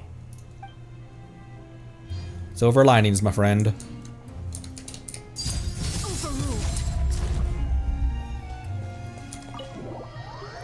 He's like, is that the fourth of the Fatui Harbingers? My word. I would never have tangled with you if I'd known.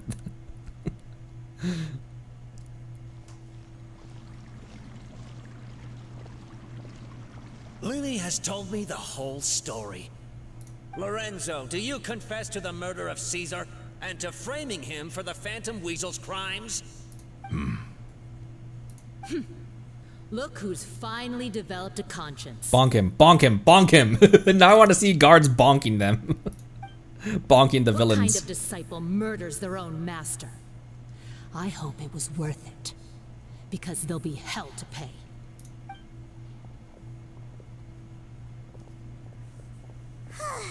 Looks like it's all over. What should we do next, Lyney? Should we start preparing for your show? Let me think. Let's rendezvous with Lynette and Gemma first. With Lorenzo in custody, Gemma will no longer have to fear for her safety. Good point. We should go tell Gemma the good news right away. It'll give her some peace of mind for sure.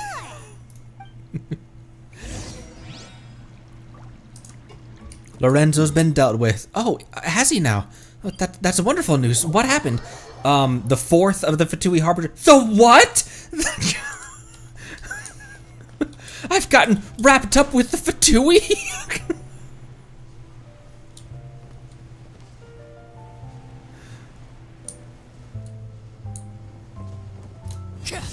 It's me.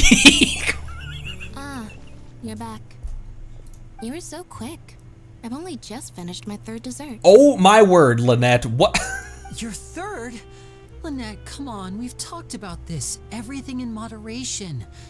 You're not gonna have any room left for dinner now. That's fine. I'll shift to exercise mode and jog off the excess sugar. That's besides the point. Well, it's done now.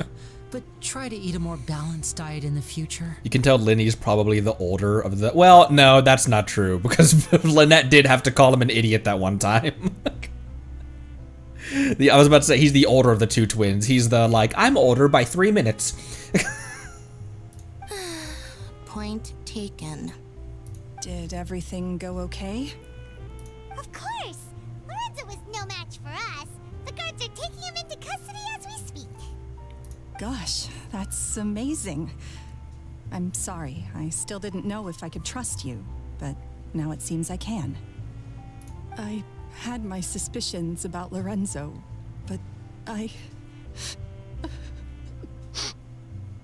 It's okay, we understand. He did threaten you. Paimon would find it hard to trust strangers in your position too. But you don't need to be scared anymore.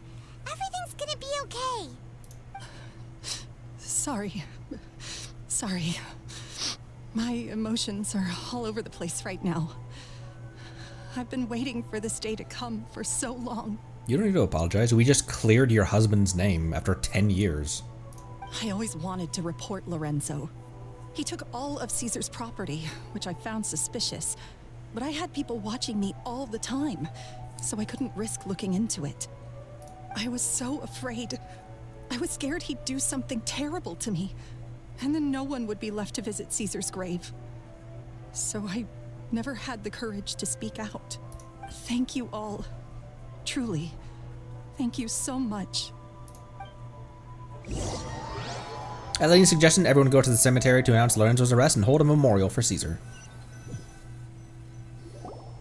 Thank you all for clearing Caesar's name. I never would have guessed that Lorenzo was the real Phantom Weasel. He never showed any signs that there were problems between him and Caesar in public. From the outside, it looked like they got along great. And to think that lowlife's been living life to the fullest all this time, while Caesar's name was getting dragged through the mud. It's a travesty. At least his soul can finally rest in peace now, thanks to your efforts.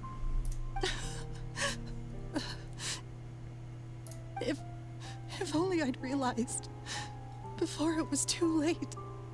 Don't blame yourself, Gemma. This isn't your fault. Yeah, you still have the rest of your life to live. Caesar wouldn't want to see you spending it feeling guilty. Cheer up, Gemma. My brother's doing a magic show at the Opera House tomorrow evening. Would you like to come along? It might raise your spirits. This show will be a special one. We're holding it in Caesar's honor. In Caesar's honor? Really? Oh, thank you. I'll be there. Great. We'll see you tomorrow evening. Traveler, Paimon, don't be late. Don't worry, we'll be there. No way are we gonna miss out on a free magic show. He didn't say free. Okay. Paimon feels like we're forgetting something. Oh yeah, Caesar's diary! We never found out if the two kids Caesar taught magic to were Lyney and Lynette or not. Lyney changed the topic back in the workshop, so we didn't get a chance to bring it up. Oh well. Guess we'll just have to ask Lyney tomorrow evening.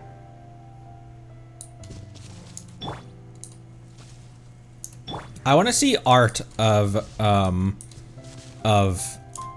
Arlecchino doing Lynette's hair like her own.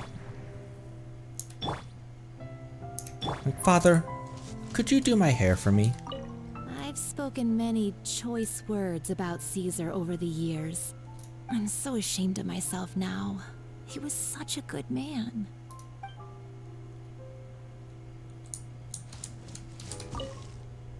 I can't believe Lorenzo was intimidating Gemma all this time. You met Lorenzo before? He comes around here sometimes. Not to clean Caesar's grave, though. He just stands off to the side and watches Gemma from a distance. What a fucking creep. She must have known, but she never asked him to leave. I wonder why that is.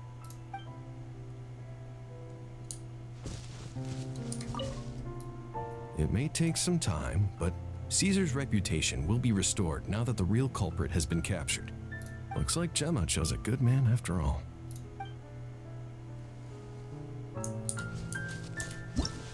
Wait until the next evening.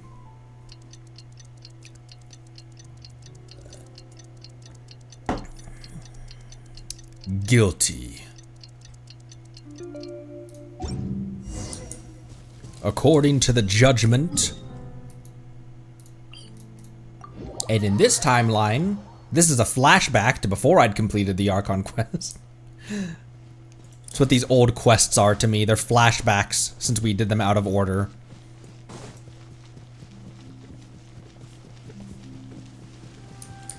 Over here. What could the children be up to?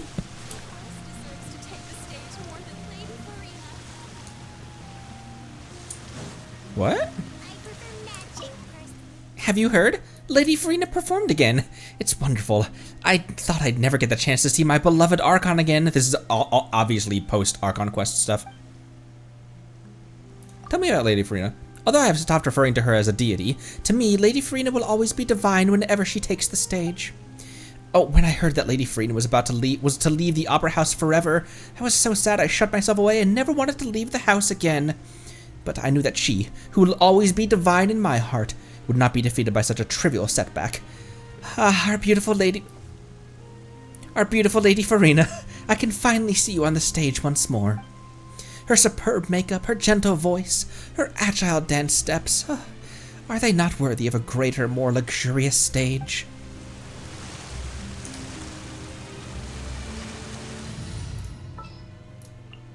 I have high hopes for this journey. Oh, I didn't mean to scare. I didn't realize that would register as an attack, but clearly it is.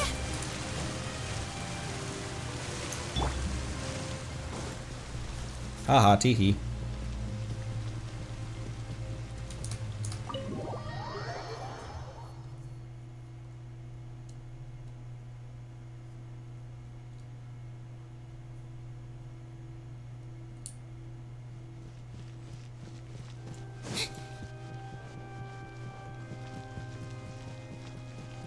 Oh, this music.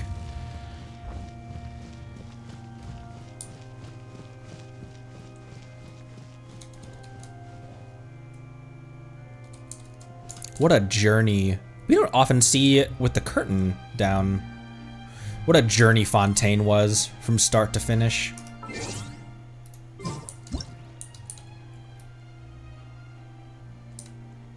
We don't often get to see this place with the curtain down.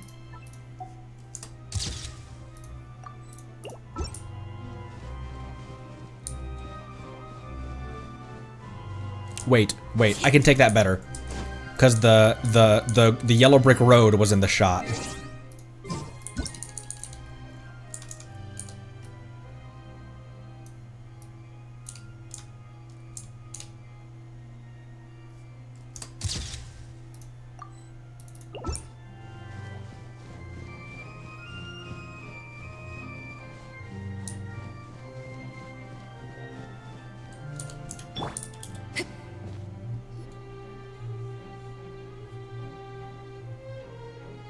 Charlotte. Pyron's excited to see another of Lyney's magic shows. Wait. Lynette, shouldn't you be on stage by now? Not this time. My brother's going solo today. So I'll be watching with you. Good evening, ladies and gentlemen. I hope everybody's ready because the show is about to begin. The great magician Lyney has prepared a spectacular show for us all tonight, concluding with an all-new grand finale that no audience has ever seen before. Wow! A new trick! Thank you all so much for coming. Now, prepare to join me on a journey through the mystical and miraculous. And he wowed the audience with his skill. Exciting stuff, isn't it? Yes, it's just... It reminds me of him. No wonder. Caesar was a famous magician too. So, how did you two first meet, Gemma? Well, I was out on the street once, and I saw him performing for little children. Children love magic, because they're willing to believe in things that can't be rationally explained. Caesar had this amazing way of bringing them into a dreamlike world. And somehow, I felt drawn to him too. So, I went up and asked him to do a trick for me. Aw, that sounds so romantic. What trick did he do? It was with a flower. He took it in his hand, snapped his fingers, and it magically appeared on my head. I just got a cavity from how sweet that is. I was so happy that day. No one had ever given me a flower before that. Oh, that's so cute! Actually, now that you mention it, Lyney's done that one before. Is that right? Then I suppose he's a romantic at heart, just like Caesar. So let's treasure the time we have with him. After all, you never know when the people dearest to you might be gone. The killer's been caught. That's right. It's all over now. Paimon doesn't really know how to comfort you, but at the very least, no one's gonna be intimidating you from now on. You can breathe easy at last, right? And then the 4.2 Archon quest comes, and the entirety of the nation almost drowns, gets reverted to Oceanid. Right. Yes, you can breathe easy now, Phantom Weasel. See? Even Lynette says... Wait, what? The Phantom Weasel? Lorenzo escaped? Where is he? What do you mean, Phantom Weasel? As Lyney once said, a performer's job is to commit fully to their role and put on a flawless performance for their audience.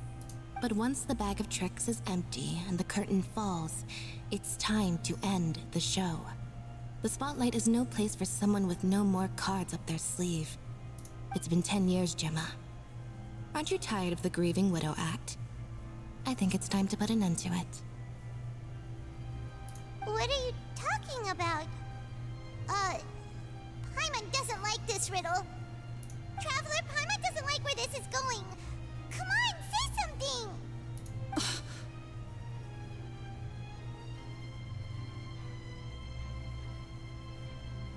What? Ladies and gentlemen, I hope you're all enjoying the performance so far. There will now be a brief intermission, after which Lyney will perform the most electrifying act of tonight's show, the one we've all been waiting for. The final performance will take place outside of the Opera House, so please make your way outside in a calm and orderly fashion.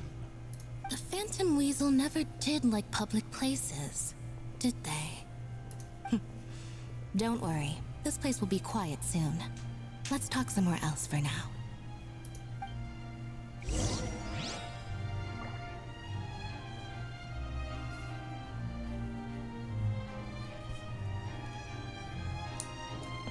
Well then.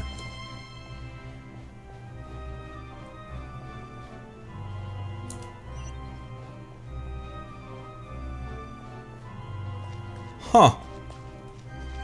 Had me fooled.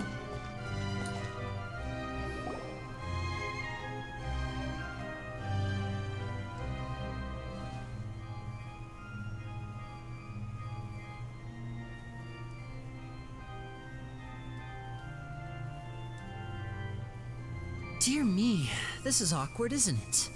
And unfortunately, I'm all out of gadgets, so I'm afraid I can't do any tricks to liven up the mood. This is a big mistake for a magician to make, but thankfully, I do have a backup plan. Now, who wants to hear a story? She is so pissed.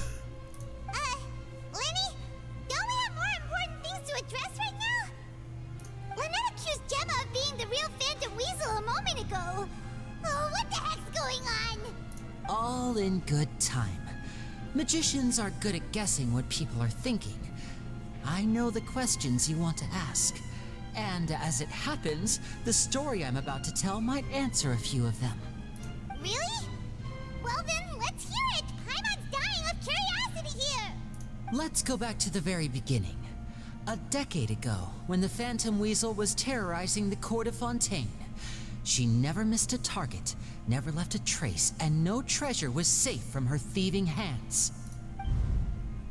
But as her infamy grew, so did the readiness of the police, and her opportunities to act became ever fewer. Every day, she ran the risk of being exposed for who she was. She's got immaculate drip, though. Of course, she could not simply take this lying down, and before long, she found her ticket to freedom. She would create a scapegoat, a false weasel to close the chapter on her behalf. After weighing her options, she set her sights on a renowned magician, Caesar. After all, magic and theft shared enough similarities for people to buy the story when the truth came out. So then what? Being the master deceiver she was, the weasel easily earned Caesar's trust. Now, all that remained was to frame him for her countless crimes. But as she was considering how to make her move, she noticed Caesar's aggrieved pupil, and a new thought entered her mind. Maybe I don't need to get my hands dirty after all. At her encouragement, Lorenzo tampered with Caesar's magic box, causing him to fall to his death. Afterwards, Lorenzo seized his master's property, and the weasel set about tarnishing Caesar's reputation. Two co-conspirators committed the perfect crime. Damn.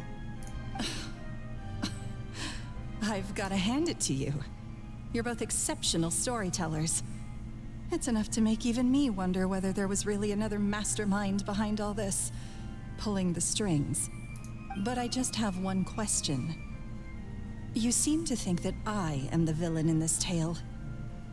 What's brought this on, Lyney? Is it something that Lorenzo said? Don't worry, Lorenzo said nothing at all. As she probably instructed him to. But I never believed that he was the weasel, and in fact, my investigation only made me more certain of that. He was too forthcoming with his confession, as if there was something else he was trying to hide. How disappointing. So you'd sooner trust Lorenzo than me, even without a shred of evidence? A magician is an expert at playing the audience to get the result they want. And I have no doubt that you, Gemma, are equally talented in this regard. With a little help from Lorenzo, you put on a very convincing performance. The lovesick fiancé, whose devotion to her betrothed is unshakable, even under threats of violence. Caesar was maligned and hated by all for 10 years, but you? Everyone sympathized with your plight. Who would suspect for 1 second that the lovely young lady always seen weeping in front of Caesar's grave was actually the mastermind behind his demise? No, not that poor lady. Perish the thought. Wait, so you mean the whole intimidation thing was just a hoax? Gemma and Lorenzo were both in on it? Thanks for that summary, Paimon. But why would Lorenzo agree to that? And why didn't he sell her out even at the end instead of admitting to being the weasel himself? Yes, why indeed? Maybe Gemma herself could enlighten us on that question. Well, Lyney, if you're so confident in your version of events, then I think the answer should be obvious. Having killed Caesar with his own hands, Lorenzo was plagued by overwhelming guilt. Revealing the Phantom Weasel's true identity would serve no purpose. But if the weasel remained free, then she could take care of Lorenzo's loved ones.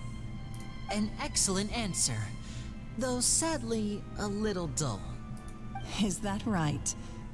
Well, don't let me bore you. If you'd care to change the topic to something more interesting, I'd be much obliged. I like the Dutch tilt as her character begins to change. As a matter of fact, there's one thing I'd really like to understand. Why would the real weasel have targeted things that only have value to other people? Could you shed any light on that? Of course. After all, We're just telling stories here, aren't we? If I had to guess, I would say that the real Weasel must have had a terrible childhood. Left to fend for herself after her parents died young. Betrayed, scorned, beaten. She'd scrounge waste paper from garbage bins to draw on, using twigs and dirt for lack of ink and pen. She'd sew ugly rag dolls from whatever scrap material she could get her hands on. This was her only source of happiness in life. But it was all she needed, and she was content. Until the world decided that even this was too good for her. Once again, she was betrayed. And this time, everything was taken from her. She felt like life was a miry pit that dragged her further down the more she struggled to escape. At that tender age, she should have been happy. Instead, she stood in the shadows and watched with envy as all good things in the world passed her by. This was a fate too cruel for anyone to bear. Her pain became a breeding ground for dark thoughts. Thoughts which festered and grew into a twisted solution to her troubles. I detest the happiness of others, in all its forms alike. I will rob them of everything they hold to be good and true, and it will fill the void in my soul. Glad to see that worked. Did it work, Gemma? Was that... That's some pretty heavy stuff. Now it all makes sense. Does this story satisfy you, Lyney? Yes, it is quite to my tastes. Thank you for helping to clear up my confusion. So what was with the warning letter? Huh. That's right. What drove you to write that letter, Gemma? What were you trying to achieve there? Because without that, none of this would have ever come to light. She didn't write the letter.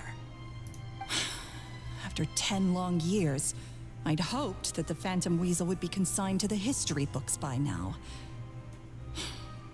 But it seems like someone still wasn't ready to let her finally be at peace. Lyney. Or should I call you the Phantom Copycat now?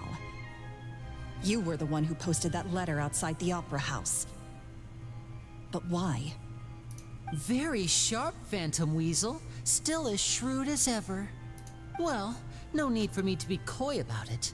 Our goal was to clear Caesar's name. You see what I mean about that 2 steps ahead voice that he's got? Oh my gosh, look at these two. I have to have this. I have to screenshot this.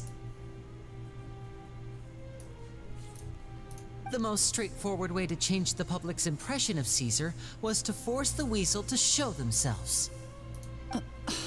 That's it? You had no other agenda? Of course we did. We made it quite clear in the letter, I believe. I shall take from you that which you hold most dear, just as you did to me 10 years ago. 10 years ago? You mean Caesar's death? You met him? Wait. Oh, I get it. You were those 2 obnoxious kids. It's been so long, and you're all grown up now. I didn't recognize you. He taught you magic back then, didn't he? For what, 10 days or something? And you went to all this trouble. Why? Because you feel like you still owe him something?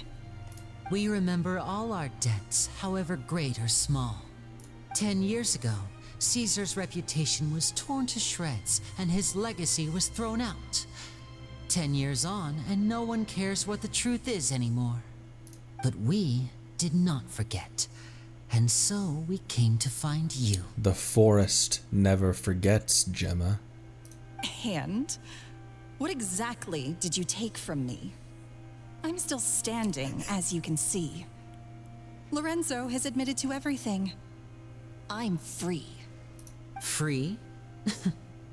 Do you really think so? Caesar once told me that even though the world is filled with lies and falsehoods, we must find our own truth. I think that applies to you too. Truth can take many forms. Prized possessions with nostalgic value, fervent hopes and dreams, and irreplaceable people. Life took many things from you, and those wounds never healed. When they ached unbearably in the dead of night, stealing became your way of numbing the pain. What are you trying to say? I'm saying that for the last 10 years, you've been living a rather uneventful life. Perhaps that's because you found something other than a life of crime to fill the hole? Back to Lorenzo for a second. He murdered his own master, played along with your act, and took pains to make sure any suspicion would be directed towards him.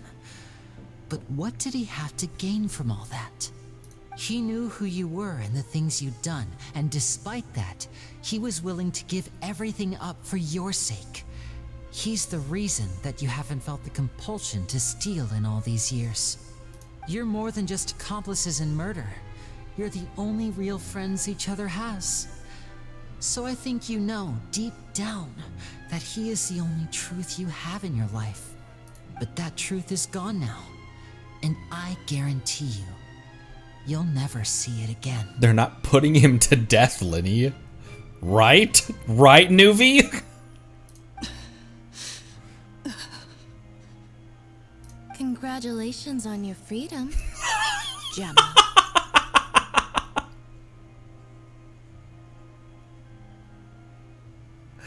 You've been watching Father a lot, haven't you? Your freedom will cost you dearly.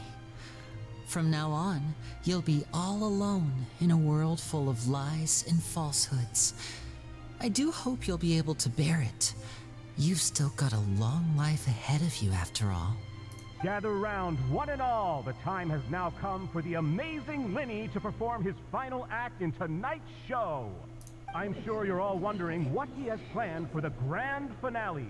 Well, wonder no more, for the answer is a death-defying high-altitude escape. A high-altitude escape? 10 years ago, the trick that Caesar died attempting. I'm sure you all remember the magician Caesar. This was the very trick that led to his fatal fall, after which he was dubbed the Phantom Weasel. But we have now learned that Caesar was wrongly accused, and that the real Weasel has now confessed to their crimes. Guess that's my cue to leave. Whew. I've been practicing this one for ages now, but I'm still a little nervous. Traveler, Paimon, I hope you enjoy the rest of the show. There may be a lot of people watching tonight, but you alone are my true witnesses. I usually am. Lyney, wait. You two hid a lot from Caesar. He went to his grave without ever knowing your secrets. So what about now? Are you an open book? Or are you still the same as ever? You don't have to tell lies to end up isolated and alone. One day, you'll end up exactly where I am today. Maybe then you'll finally understand. You're wrong. I'm nothing like you.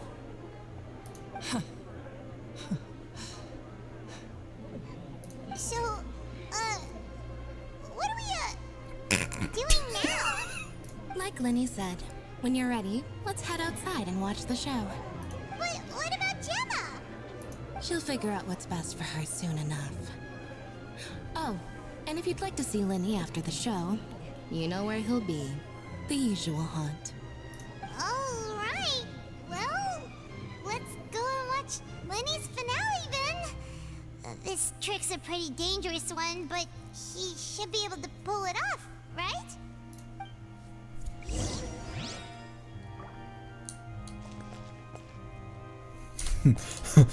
Oh my gosh, just Arlecchino standing still is intimidating.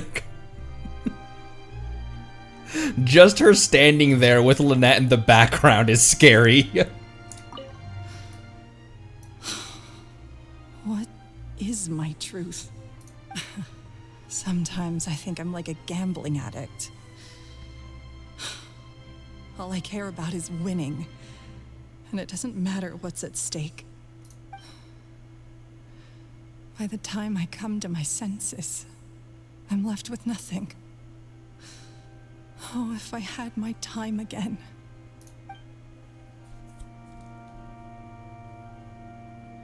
She's so intimidating, bro. I love her. What about you? Magicians are not like thieves. Thieves only tear things apart. But good-hearted magicians, they put things back together. Whoa, easy. See her head just snap like that?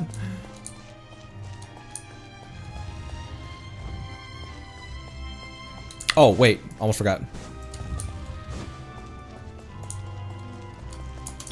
Have a dong. Rise!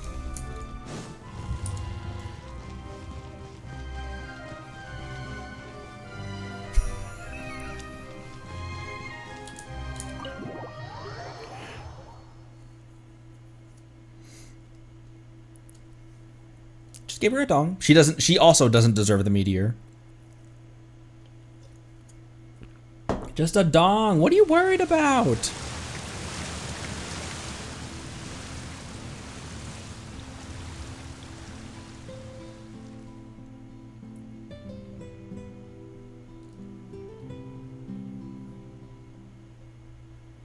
Magic should be mysterious, surprising, and defy logic.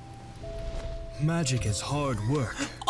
Every single movement has to be practiced thousands of times. It's alright. We're used to that.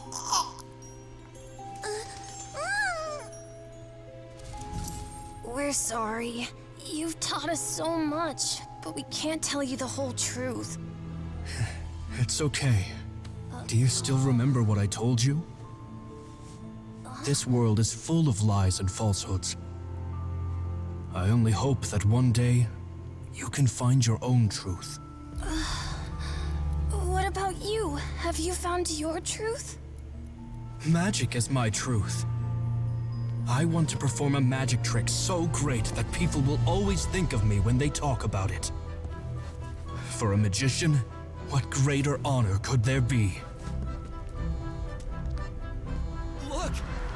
Behold! Lyney is sealed inside the box. Will he manage to escape? 10 years ago, Caesar attempted this very trick, and it was at this precise moment that...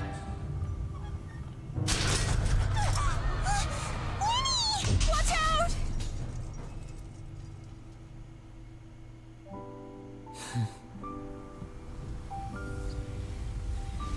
That little smirk he gave. Mysterious. Surprising. And logic-defying. Isn't that right? This honor belongs to you, Caesar.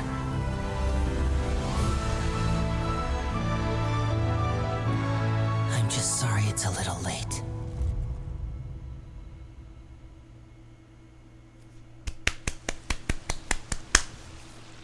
Did you see that?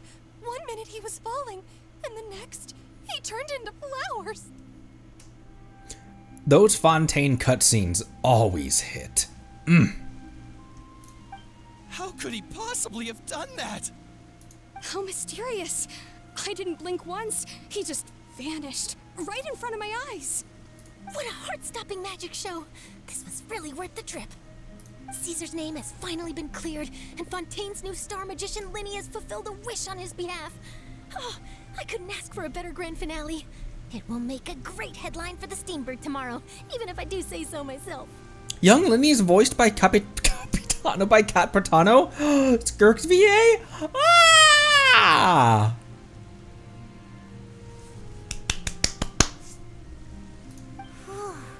Looks like everyone really loved Lyney's grand finale. Even though they don't know the full story. Paimon doesn't see Lyney anywhere. Where'd he go? He's flowers, like we said. Oh, Lynette said he'd be waiting for us at the usual hunt. But, where is that? Cemetery? Oh, you mean the one where Caesar's buried? Yeah, that's probably it. This whole magic show kinda seemed like Lyney's way of saying goodbye to Caesar. So it makes sense that that's where he'd be afterward. Alright, let's go look for him there.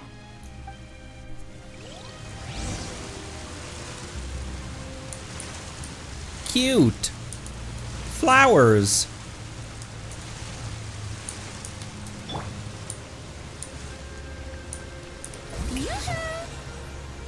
She's scared. She's like, I've seen those things in action. I've seen what your pets can do. I don't mean to scare her, but I guess the skill also constitutes as an attack, and so it triggers the same reaction. Here, I'll take you out of the Arle team. At your command.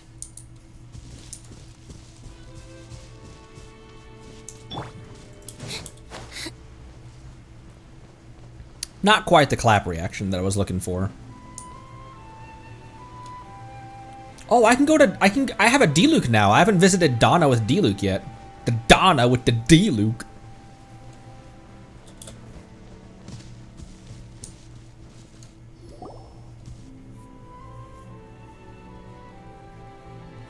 Lyney! There you are. Are you alright? Paimon was scared to death when the chain broke. Paimon was sure something had gone horribly wrong.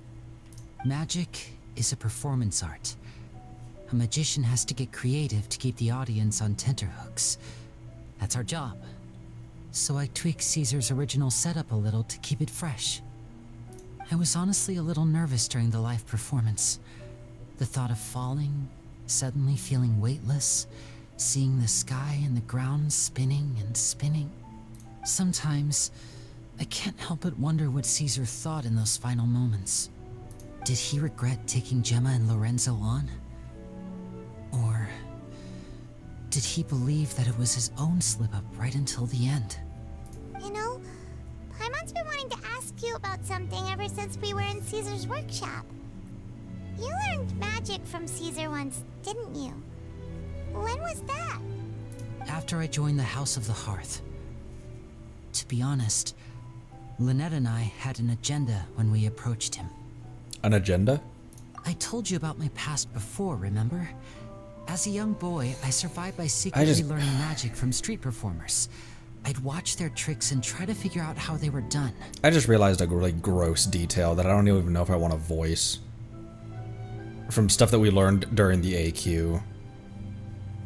I don't know if it's even worth talking about. Ugh. But I quickly realized that observation alone could only get me so far. What I saw was the polished final performance, but the rigorous training they put in behind the scenes remained invisible to me. I needed to learn how to improve my sleight of hand, hone my misdirection skills, and make niftier props. We were gifted enough that we'd made some progress by ourselves, but without proper guidance from a professional magician, we quickly plateaued. So that's why you sought Caesar out? Yes. We figured there was no harm in asking, but it took us by surprise that he was so willing to teach us. In all, we only spent 10 short days together, but he was very good to us. By contrast, we hid so many things from him. For instance, when he asked why I wanted to learn magic, I answered, "It's my passion." But in truth, there was already a lot more to the story by then. After being taken in by an aristocrat for our magic talent, then betrayed soon after, this was no longer about me doing what I loved. What amazed me was how the lie escaped my lips even as I was hesitating over whether to tell him the truth. Trust is a beautiful thing. Sadly, I'd forgotten how to trust by then. Lyney. That wasn't your fault. Still worried about the way I feel? You really are a gentle soul, aren't you? But don't worry, I'm used to it now. From the mansions of the elite to the House of the Hearth, lies and selfishness have followed me and Lynette everywhere we go. After Caesar went on tour, we became busy with our missions. The next we heard of him was that he'd fallen to his death, and was now declared to be the Phantom Weasel. That night, I remembered his smile. But as I lay there, I didn't know what to say to him. To keep secrets is to put up walls. The longer you keep them up, the less you let people in. Then, one day, You look around and realize your life is like an empty auditorium after a show, full of seats once occupied by all the people who left. But I guess that's the price we have to pay. That's a really depressing metaphor. You only realize how much someone really meant to you when you lose them completely. That's why I was so confident this would hurt Gemma. Because I felt it for myself. We're in your auditorium, and we're not going anywhere. Yeah, cheer up, Lyney. We've had to say our fair share of goodbyes during our journey, too. But whatever happens, Paimon always believes in what tomorrow brings. Delicious food, fun toys, and the traveler by my side. Paimon just needs to focus on things like this, and all the unhappy stuff goes right out the window. You know, Traveler, doesn't that kinda make you Paimon's truth? Exactly. It's the same for me and Lynette. We are the truest thing each other has in the world, and nothing can replace that. Life has taken plenty from us, like it did from Gemma. But at least it left us with each other. That's what gave us the strength to get through the darkest days. That's why the darkness never consumed me, and why it never will. Maybe we live in the shadows too, but we remember every precious ray of light that shines through. Alright, time to lighten this conversation up a little. What did you think of the show tonight? Were you happy with it? It was amazing! Paimon just wishes we hadn't been so distracted with the Gemma situation. We spent most of our time in the opera house just talking and pretty much missed the entire first half of the show. Lyney, could you do just one more trick for us? Whoa, that's a bit of a tall order, I'm afraid. The show's just finished, so my sleeves are decidedly card-free right now. Aw, come on! Surely you can think of something. The Lyney Paimon knows can do anything if he puts his mind to it. She wants the flower trick again. Oh, alright then.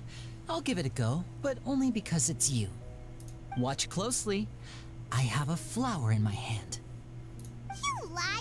There's nothing in your hand! We ain't going along with this! We ain't going along with... Huh? My goodness, you're right. But I could have sworn I brought one here with me.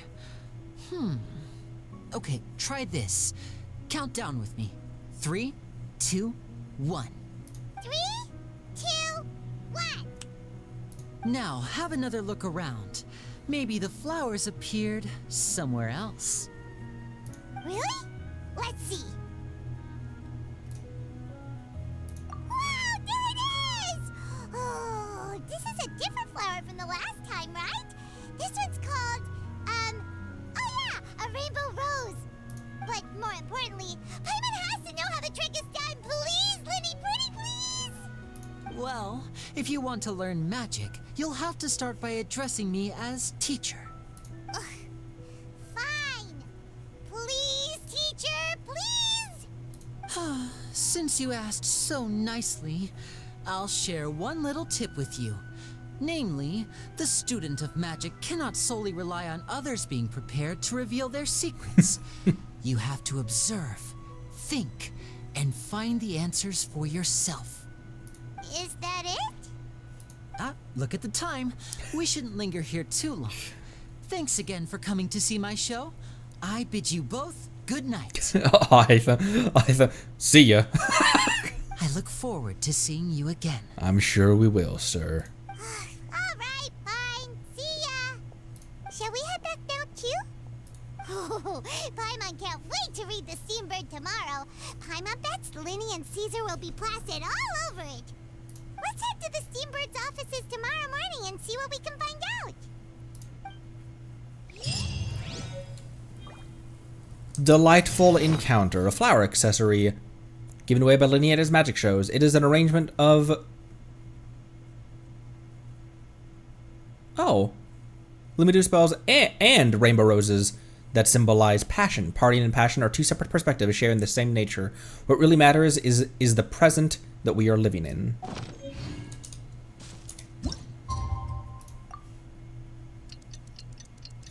And Lyney goes to prison. We'll see you again in prison. Go to the meme bird's offices. 4.0 would have been pre-focus mode. Although I don't think the next part of the Steambird quest takes place at the office, so.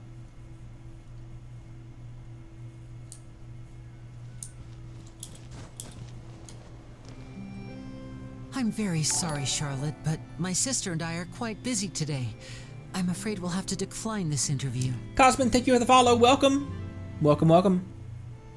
Oh, please, Lyney, I'll only take a moment of your time, if you would be so kind. Huh? What's happening here? I spent all night writing my piece about the Phantom Weasel, and it was going to go to print this morning. But just as dawn broke, I suddenly received news that Caesar's fiancée, Gemma, had contacted the guards and confessed to having been the real Phantom Weasel all along. That was quick. Too late, bro. That was quick, you say? It sounds like I've got some catching up to do. Please, fill me in. Whoops. Good job, Paimon. Aha! My instincts did not lead me astray. You do have something to hide. Gemma turning herself in must have something to do with Lyney's performance last night. Maybe watching my high-altitude escape trick reminded her of a better time with Caesar, and she could no longer ignore the voice of her conscience. Huh. Okay, then. Wait, no, there must be more to it. If that's all it took for her to have a change of heart, how did it take her 10 whole years? Well... Charlotte's journalistic spirit is burning red. We're gonna have to distract her somehow. Oh, I remember now. You and Gemma were nowhere to be found after the show. What happened between you? Quickfire question. Where did you all go after the show? Oh, we went to the cemetery and Lyney did a private magic trick just for us. Actually, glad you mentioned it, because that reminds Paimon, guess what? Lyney started using rainbow roses in his tricks. What? I don't recall ever having received a rainbow rose from you myself. Is this supposed to mean that they're more important to you than your own sister? No, I just, What now? Oh, did Paimon say something wrong again? Maybe it's best if you just stop talking for a bit, Paimon. This is getting pretty awkward. What do we do, Traveler? Let's play a game, Paimon. The game is called Shut Up Until the End of the Quest. Seems like this interview wasn't meant to be. Well, never mind. There's always next time. Forgive my persistence, but when there's explosive news waiting to be found, I can't turn away. The news about Gemma has already made waves, and I'll stop at nothing to get to the bottom of it all. Apparently, one of the things she said to the guards was that her final wish is to see Lorenzo one last time. There's clearly a web of complicated relationships there. Can't blame me for being curious. All right, I guess I'll leave you to continue the rest of your conversation in peace. Bye for now. Bye. Lynette? Paimon didn't mean to... Don't worry, I wasn't angry. I was just trying to distract her. Oh, really? Oh, thank goodness. You scared Paimon there. Phew. You and me both, Paimon. You and me both. At least it did the job, right? Please, take good care of that rainbow rose. I'd be really upset if you lost it. Oh, that's an interesting line to end on. Huh. Quest completed.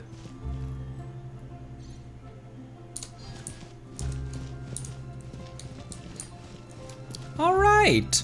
Another one down. Another one down.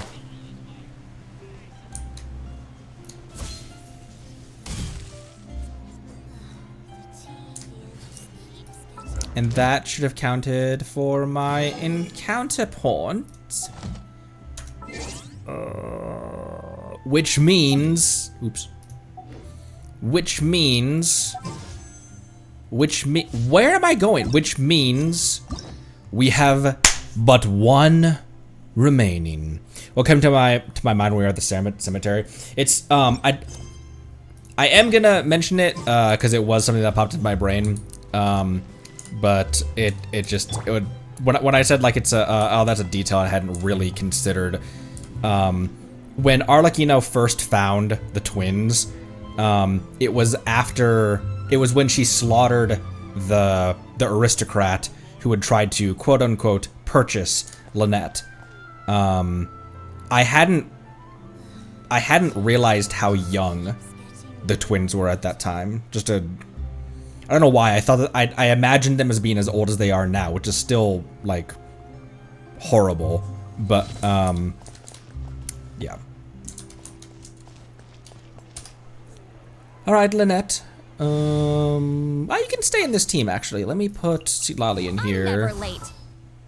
I don't believe you. Is it time to go?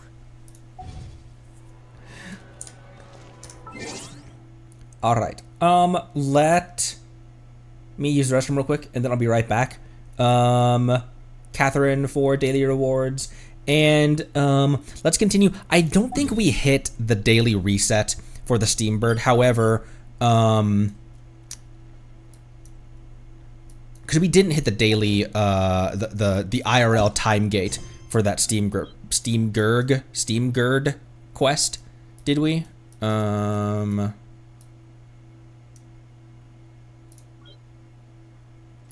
There it is. We did not. We had to stop because my voice was getting tired. So we'll go until we hit that, and then tomorrow after Emily's quest we can complete that one, and then maybe Monday. So is it on when is reset day? Oh my gosh, it's in 4 days.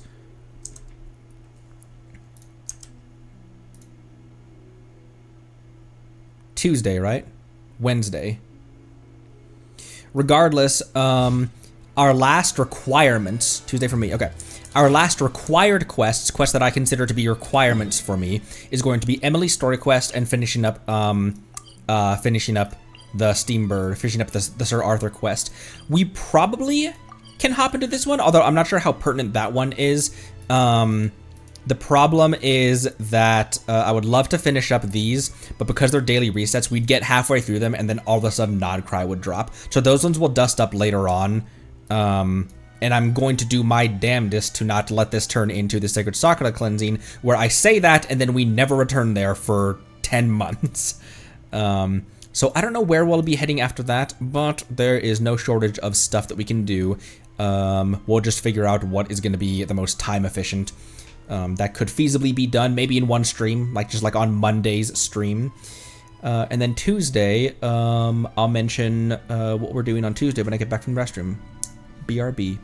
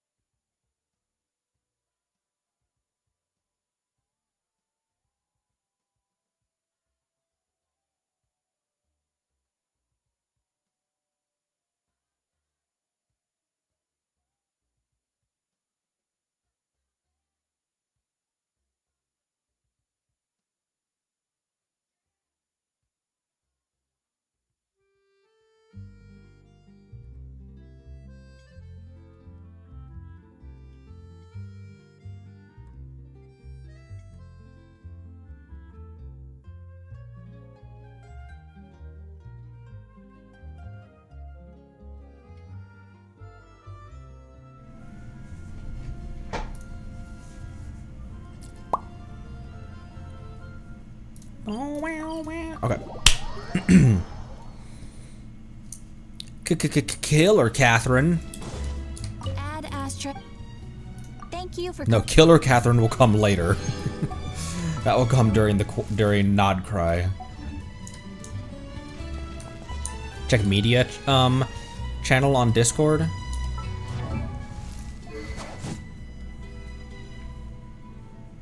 Last time one of my mods just told me to check something, it was Bunny Hazo.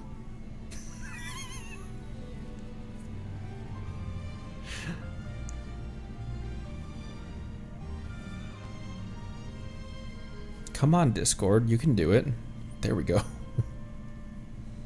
Come on, Discord, you can do it.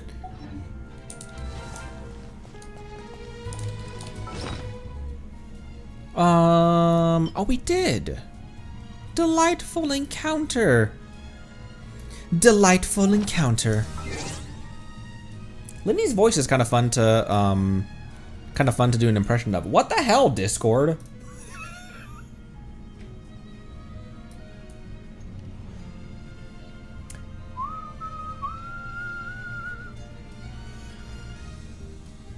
I wonder if Discord is just being weird because I'm streaming, since my internet issues still haven't been fully resolved.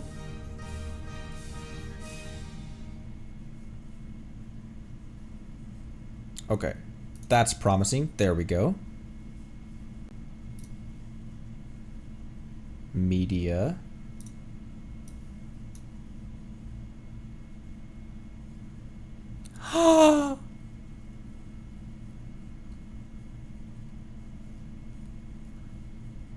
What the hell, Luna? A squirrel?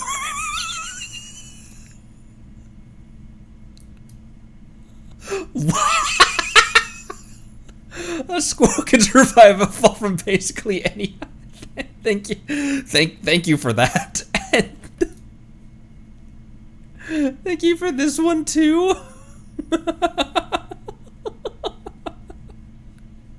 Here, my children.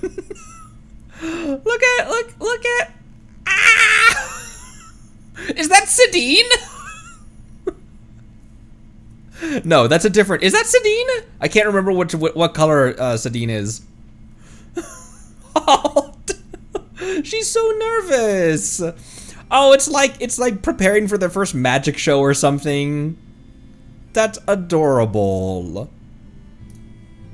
Yeah, that's what that's more what oh that. My heart has been filled.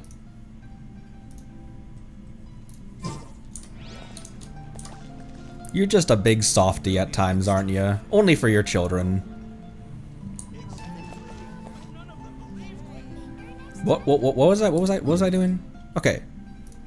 Boop boop. It came up randomly.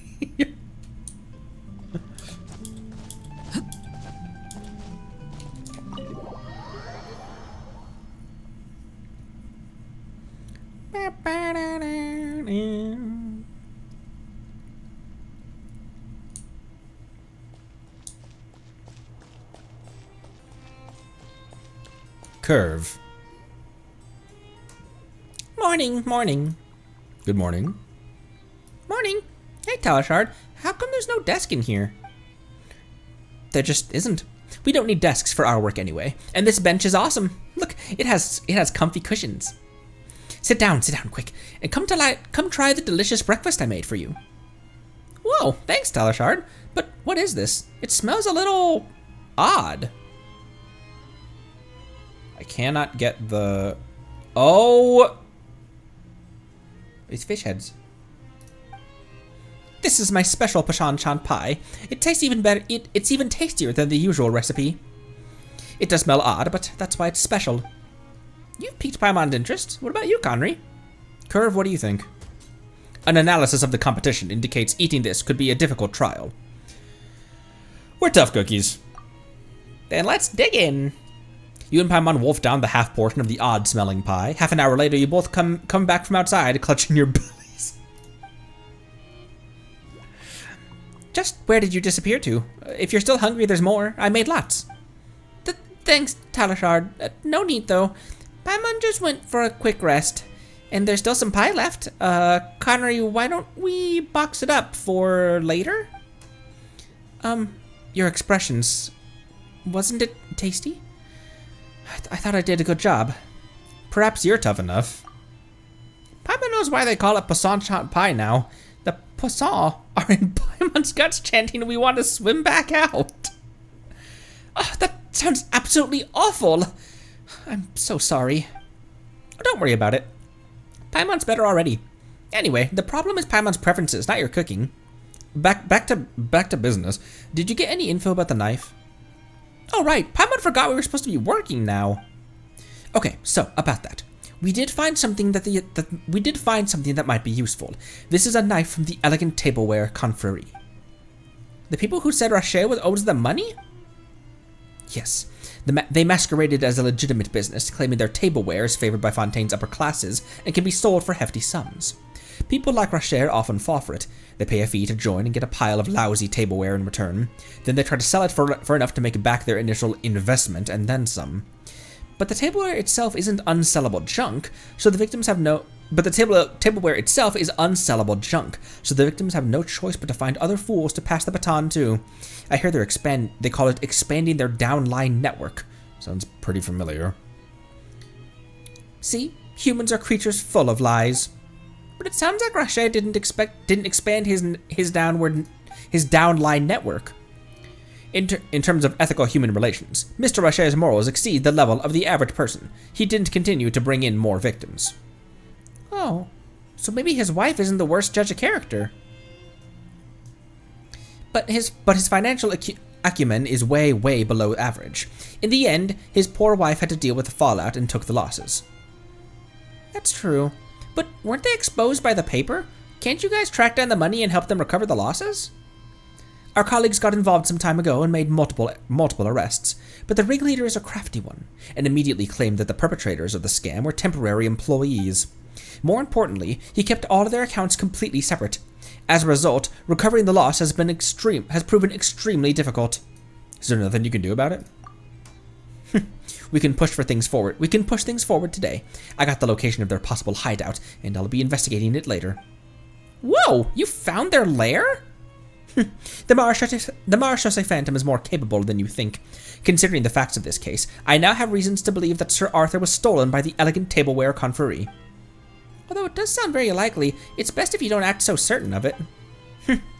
Well, we'll know once we get there. Let's go. Waterstain's dinner knife. Based on the Agent Talashard's analysis, this item belongs to the Elegant Tableware Confrérie, an association that was once exposed by the Steambird as a gang of swindlers. Indeed they are. No, it wants me to leave. Okay.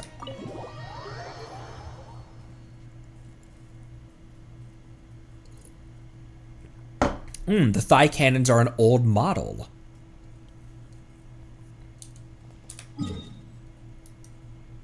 It seems we are going downstairs to the depths.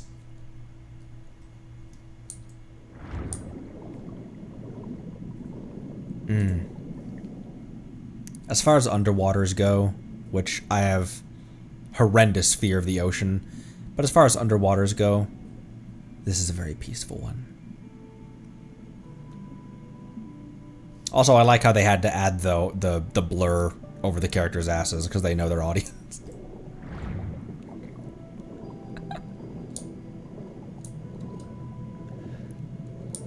It's not my fault that Arlequin...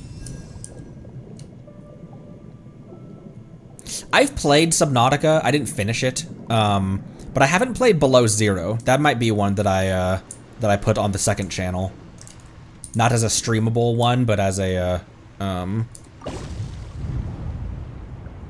I'd record it and post edited episodes. He's already 30. Oh, his core and other components. He's 30's still kind of young, isn't it? 30's not young. Yes, it is. Fishnado.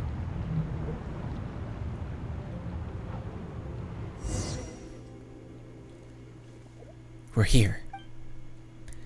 Let's see. Sure are a lot of them in here. What should we do? Charge in, beat him up and make him confess?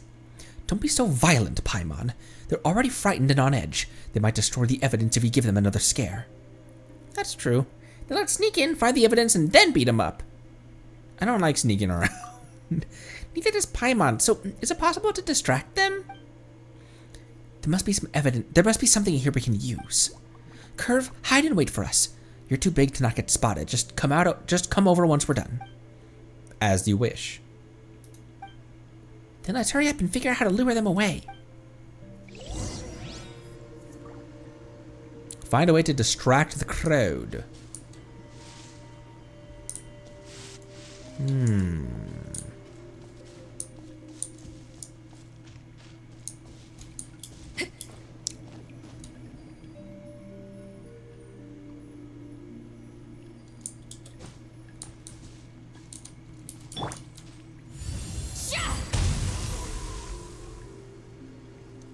Warning! Explosive trap triggered! Uh-oh. That was a trap.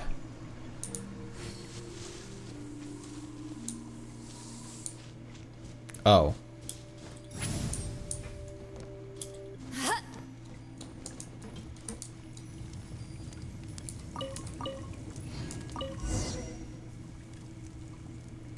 This pot has... Are we not in full view of everyone? This pot has chicken legs in it. Is someone cooking? How about adding some seasoning to put them to sleep after their meal? Or we can do something else to drive them away. Nice idea. Check it back for any useful seasoning, Connery.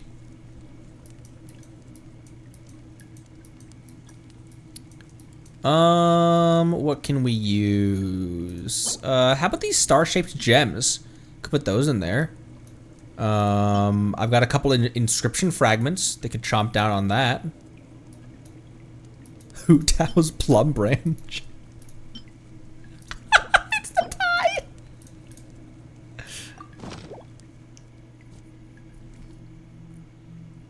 Paimon has a feeling it'll be super effective. Hey, how could you put that in there? It's an insult to my culinary talents. Don't be mad, Talishard. Your cooking might end up making a very significant contribution here. Paimon's certain they won't be able to overcome the trial of toughness it poses. Really? Fine. Let's hide and watch what happens. Once chow time is shouted, the entire elegant tableware confrery starts gulping down the food with the extra seasoning.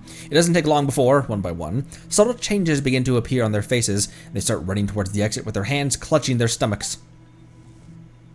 See, Talishard? They're experiencing the power of Prashant Pie, just like I said. I'm incredible. I'll go get Curve. We can search the evidence. We can search for evidence to our heart's content. And we will. Clockwork locket. An archaic clockwork locket. It looks quite old. What's this? Looks like it opens. There's a photo in there. Who is she? Yellowed portrait of a girl. Database responding. Database responding. Database responding. Failed to retrieve information. Retrieval failed? Curve, your database wouldn't respond without having relevant information, right? Did water get inside you? Let's put it this away for now. I'll let Curve take a look later. An archaic locket. It looks quite old.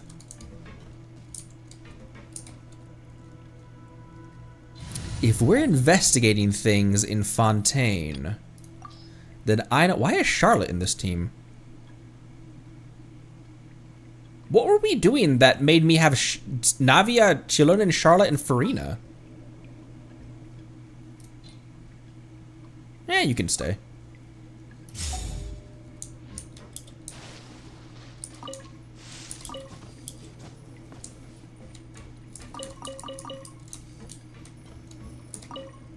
An overwhelming amount of tableware is scattered all over the table in a messy yet charming pile that's ripe for the taking. A table knife! A table knife just like the one left outside the steam bird! It must be them.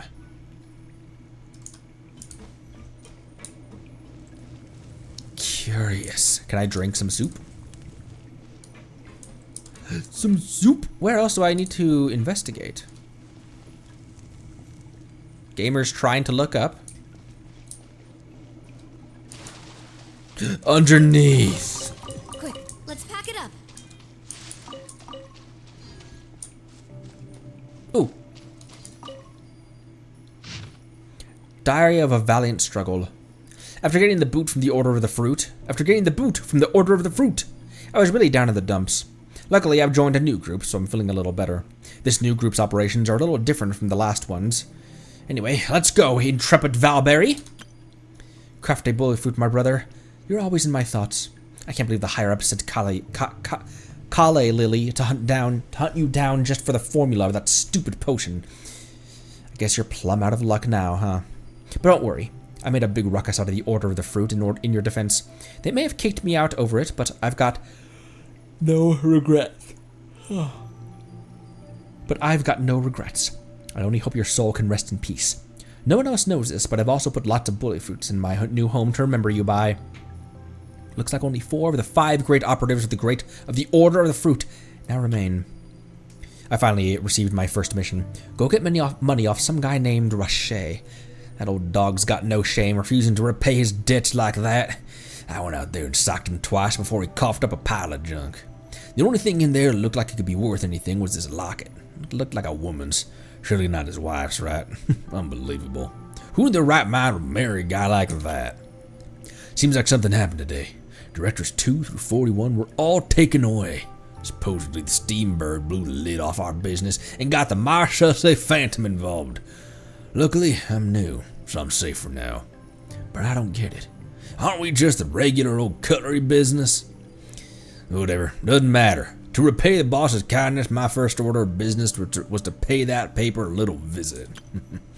I'd originally planned to tear them a new one, but the boss says that we should keep a low profile for now.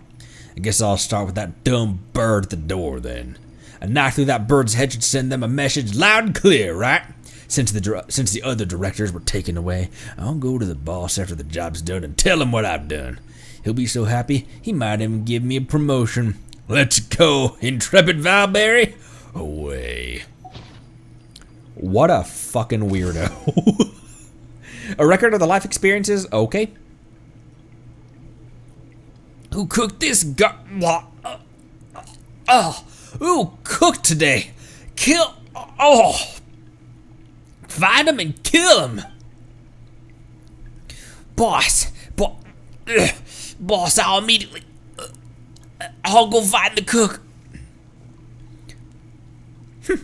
This agent right here is today's chef. So, who's going to kill me? Marshall Phantom agents? How'd you get in here? I don't think you've got the time to worry about that right now. We've obtained evidence of your crimes. Evidence? But, officer, all of them were temporary workers, and didn't you arrest them already? We're working on another case right now. All of you are suspects in a plot to get revenge against the Steambird by stealing Sir Arthur. The paper? Impossible. I've never held any grudges towards them. In fact, I even want to thank them for pointing out the flaws in our business model. You're good with words, but what will you do now once we show you this is order?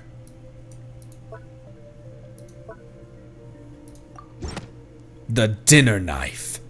Ah, dang it, that's not it. What are you gonna show? Do you have any real evidence?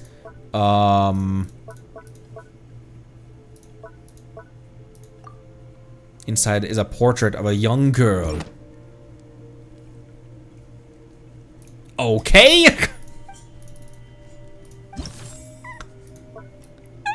The diary, of course. See? Director 42 admitted in their diary. Busted. You fool. Didn't I tell you to keep a low profile for now?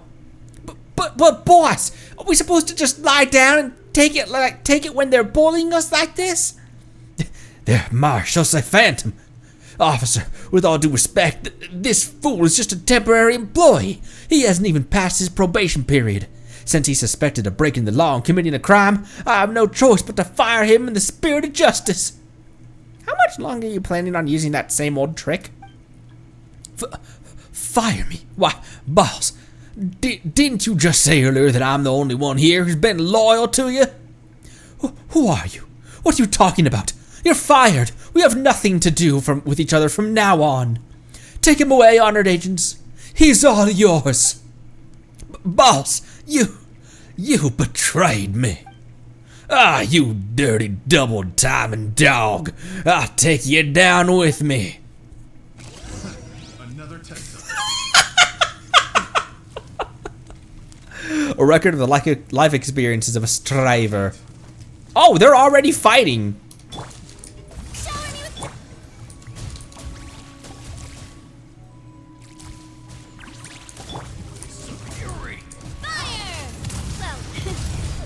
Why is my Navia half dead? Oh, everyone's half dead because of Farina. Let the world collide!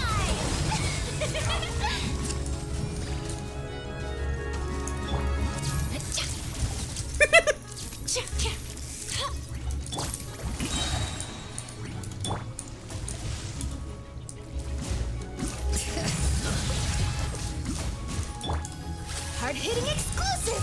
Hold that pose! Oh, that pose! While he's frozen.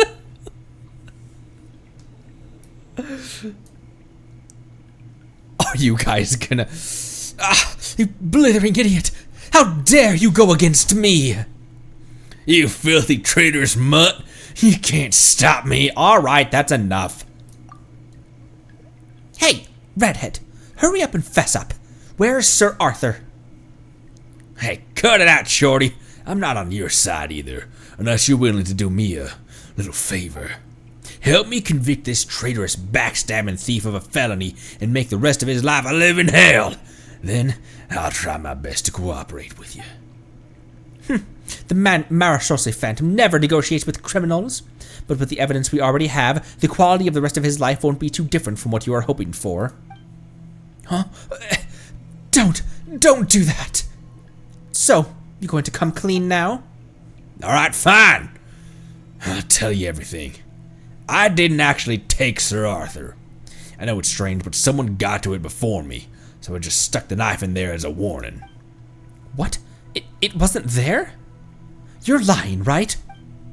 Hurry, you've got this, Curve. Now's your time to shine. No anomalies detected in Mr. Intrepid Valberry's data. What? It really wasn't this redhead? So, did you see anything at the scene? I saw a really smelly drunk lying on the ground, just like that deader Rocher. All I wanted was to stay well away from him. Then it's Rocher, right? There's no one else?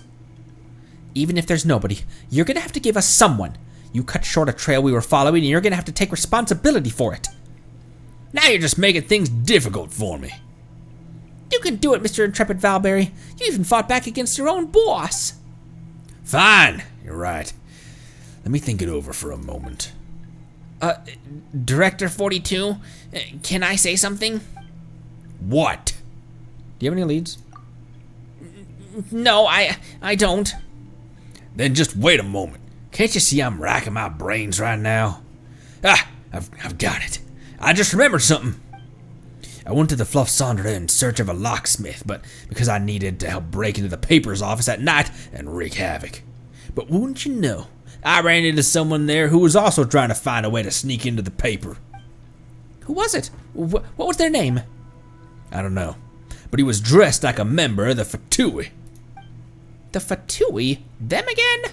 Justice may be absent, but the Fatui never are. And what did he do after that? How'd I know? I'm not some sewer stalker. Then this time it's certain. This time it's certain. He's the one who stole Sir Arthur. Oh, but every certainty of yours has been wrong so far. I'm certainly different this time. Don't you remember? There were 4 pairs of footprints at the scene. So there were 4 suspects at most. The Fatuus is the 4th suspect. What if it isn't him? Hey, don't look down on me. I'll bet my uniform on it, alright? If I'm wrong again, I'll quit and stay home. Calm down, alright? Let's not be too hasty. Hey, redhead, can you find that guy? Why don't you try your luck in the Fluff Sandra? I've seen him there on more than one occasion. Someone dresses as a tourist in the Fluff Sandra. If he really is there, he won't be too difficult to spot. Alright, let's do that. Alright, let's do that. We'll take those criminals back first and then head over to the Fluff Sandra. Don't forget your promise. You better convict that two-timing traitor. Pin him to the wall. Don't worry. Neither of you is going anywhere. Wait. Where is he? Where did your boss go? He was just here a moment ago. Well, he snuck off in that direction while you were distracted. What? Why didn't you say something sooner? I wanted to, but you kind of stopped me, didn't you? That sneaky conniving... Ugh. Damn it. He knew his life would be a living hell, so he fled. Hey, how about you let me go and get him for you? Let you go? What do you think, Curve? Based on my analysis of Mr. Valberry's data, he is telling the truth. Then get going, redhead. Don't disappoint us. Don't worry. I give you my word as a man. Really? We're just gonna let him go? Just like that? What's wrong with that? If someone deceives another, shouldn't we support the victim in getting their revenge? I know what it's like to feel angry after being tricked. Oh, Curve, you should be taking note of this. As you wish. I have recorded the behavioral and psychological data of everyone involved in my lie learning module. Then let's stop wasting time here. Our primary objective is to take the others back to the Marshall Phantom and then get to the Fluff Sandra. You escort the criminals back to the Marshall Phantom, and without a moment's rest, you immediately rush to the Fluff Sandra, the haunting grounds of the other suspect. Another suspect.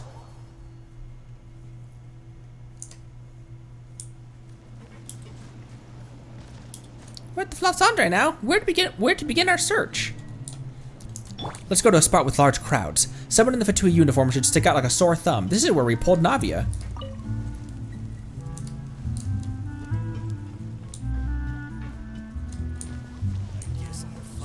Is it that guy? I couldn't even see.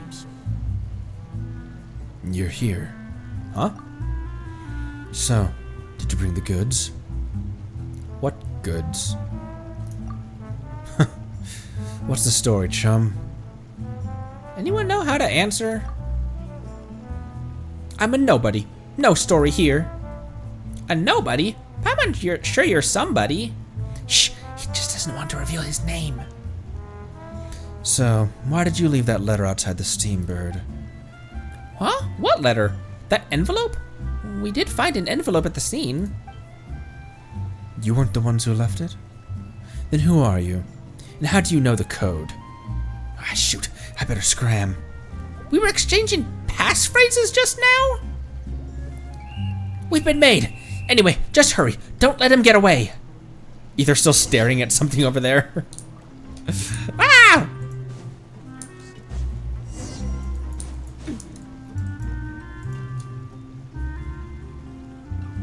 We finally caught you, but why run like that? That was exhausting. Stop. Stop chasing after me. I haven't done anything wrong. Why run if you're innocent? That won't hold up in court. Why don't you tell me what crimes I've committed, huh? You stole Sir Arthur. Hey, I didn't steal that. Quite certain someone stole it now, aren't we? Ah, crud. Don't even think about trying to weasel your way out of this. We even know you've been looking for a way to sneak into the paper's office. Take a look at my uniform, then take a look at your own. Are you trying to cause an international crisis? Do you want to say bye-bye to your life? No way, it's that serious. No, after I complete this mission, I'll be able to retire early. Don't be like this. Then why don't you try making this a bit easier for me, If you make things difficult for me, then it's only fair that I do the same. Picture your retired life a moment. When you sit down to eat, you'll look across and see me. Every date you go on, I'll be your chaperone, and for every travel photo you'll take, I'll be there too, smiling. No, stop. That's enough. Don't terrify me like that. I'll come clean, alright? It's not like it's a secret anyway. I'm Boyard. Oh. Bowyard.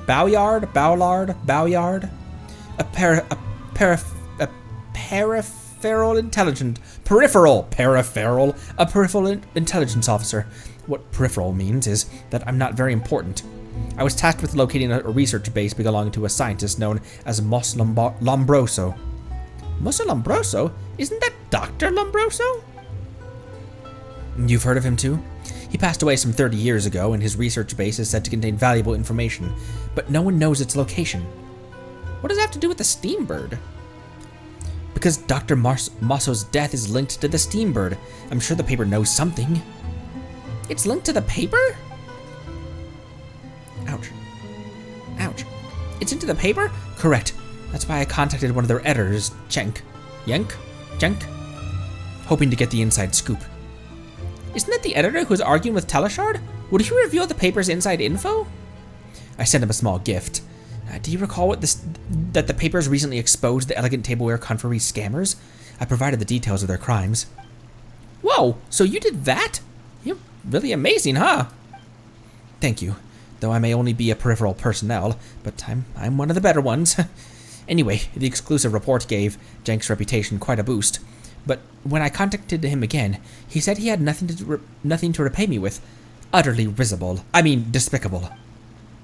That's when you decided to sneak in. Indeed, but I noticed something odd when I got there that night. The signature Steambird at the door was gone. It vanished before you arrived? Ugh, not again. That's right, and there was an envelope on its pedestal. Acting on my instincts as an intelligence officer, I opened the envelope. To my surprise, it was full of threats.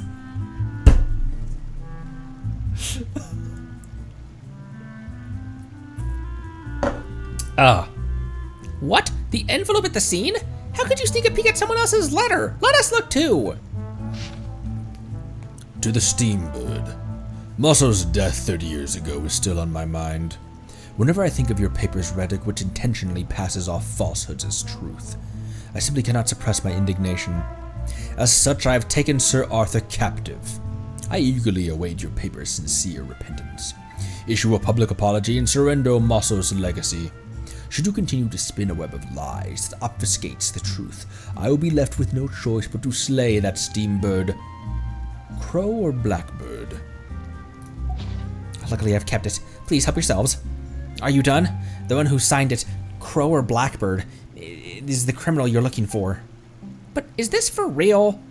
Is the paper really linked to Dr. Mosso's death? There's no mistake. The inheritance mentioned here is probably Dr. Mosso's research base. The paper definitely knows something. Later on, I put out some feelers, like these, some feelers in my circles, hoping this Crow or Blackbird would be willing to meet with me. If she's in the same line of work, that is. Best case scenario, we can work together, and even if that fails, I didn't want her to raise any alarms, as it would only disturb my work. But as it turns out, we're the only ones who showed up. Teleshard, it seems like you made a mistake again. Huh? Teleshard? What's wrong? Curve, tell me now. Tell me this guy's lying. Biological indicators detected to be normal. Mr. Boyard is telling the truth. Darn it, you peripheral. Why aren't you the culprit? You've lost me in my uniform. Calm down, Teleshard. We weren't serious. Don't pay any mind. But I mind. I was serious.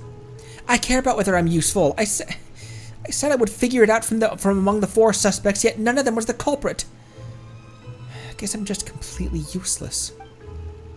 Editor-in-Chief Euphrasia was right to ask for your help. I should just take off the uniform and leave. Relevant information detected. Agent Teleshard, you can be useful. You can write for the Steambird's fantasy column, just like Editor Jenk suggested. That's not comforting in the least.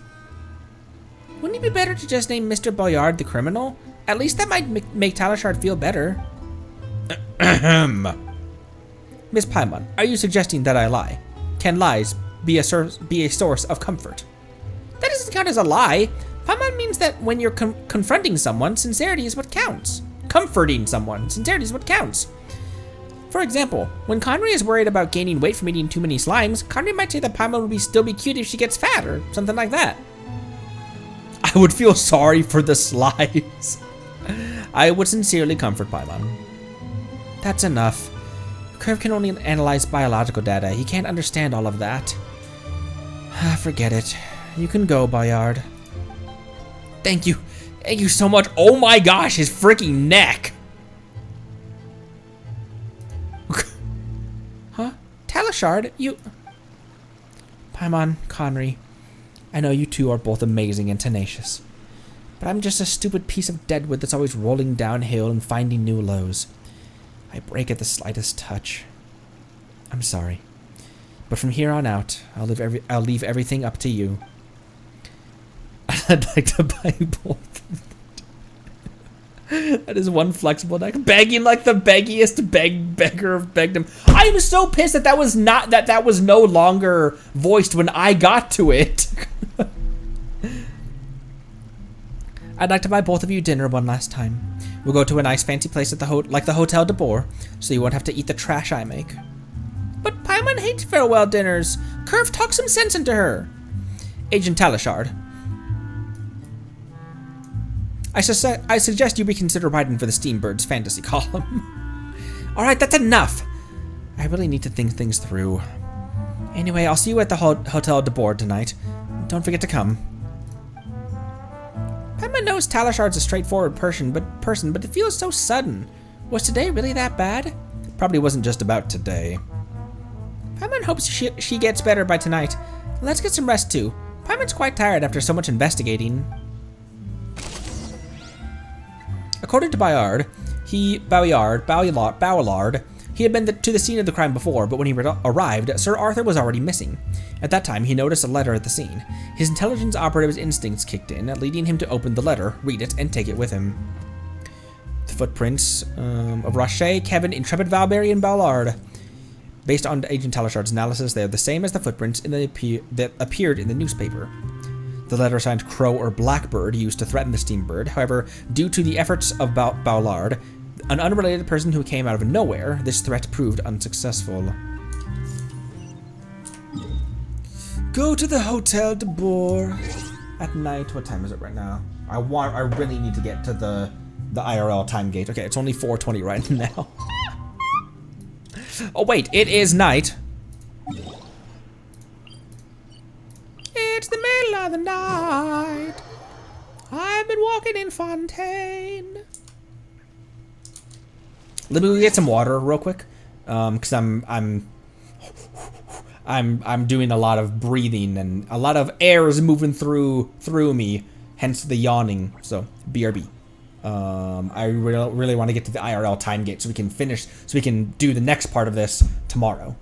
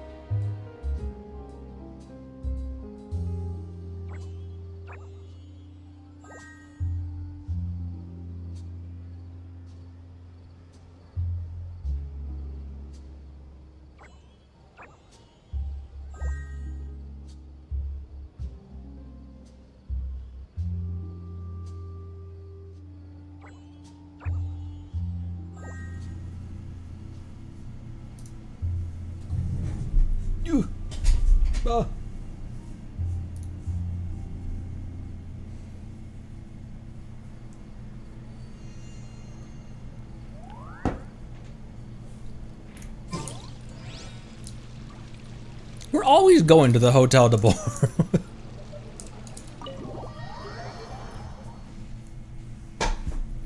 Between Charlotte and Frem, that's 2 underleveled cryo characters that we've inserted into quests today. 5,000 HP. Charlotte's awfully cute. Fontaine Yenfei.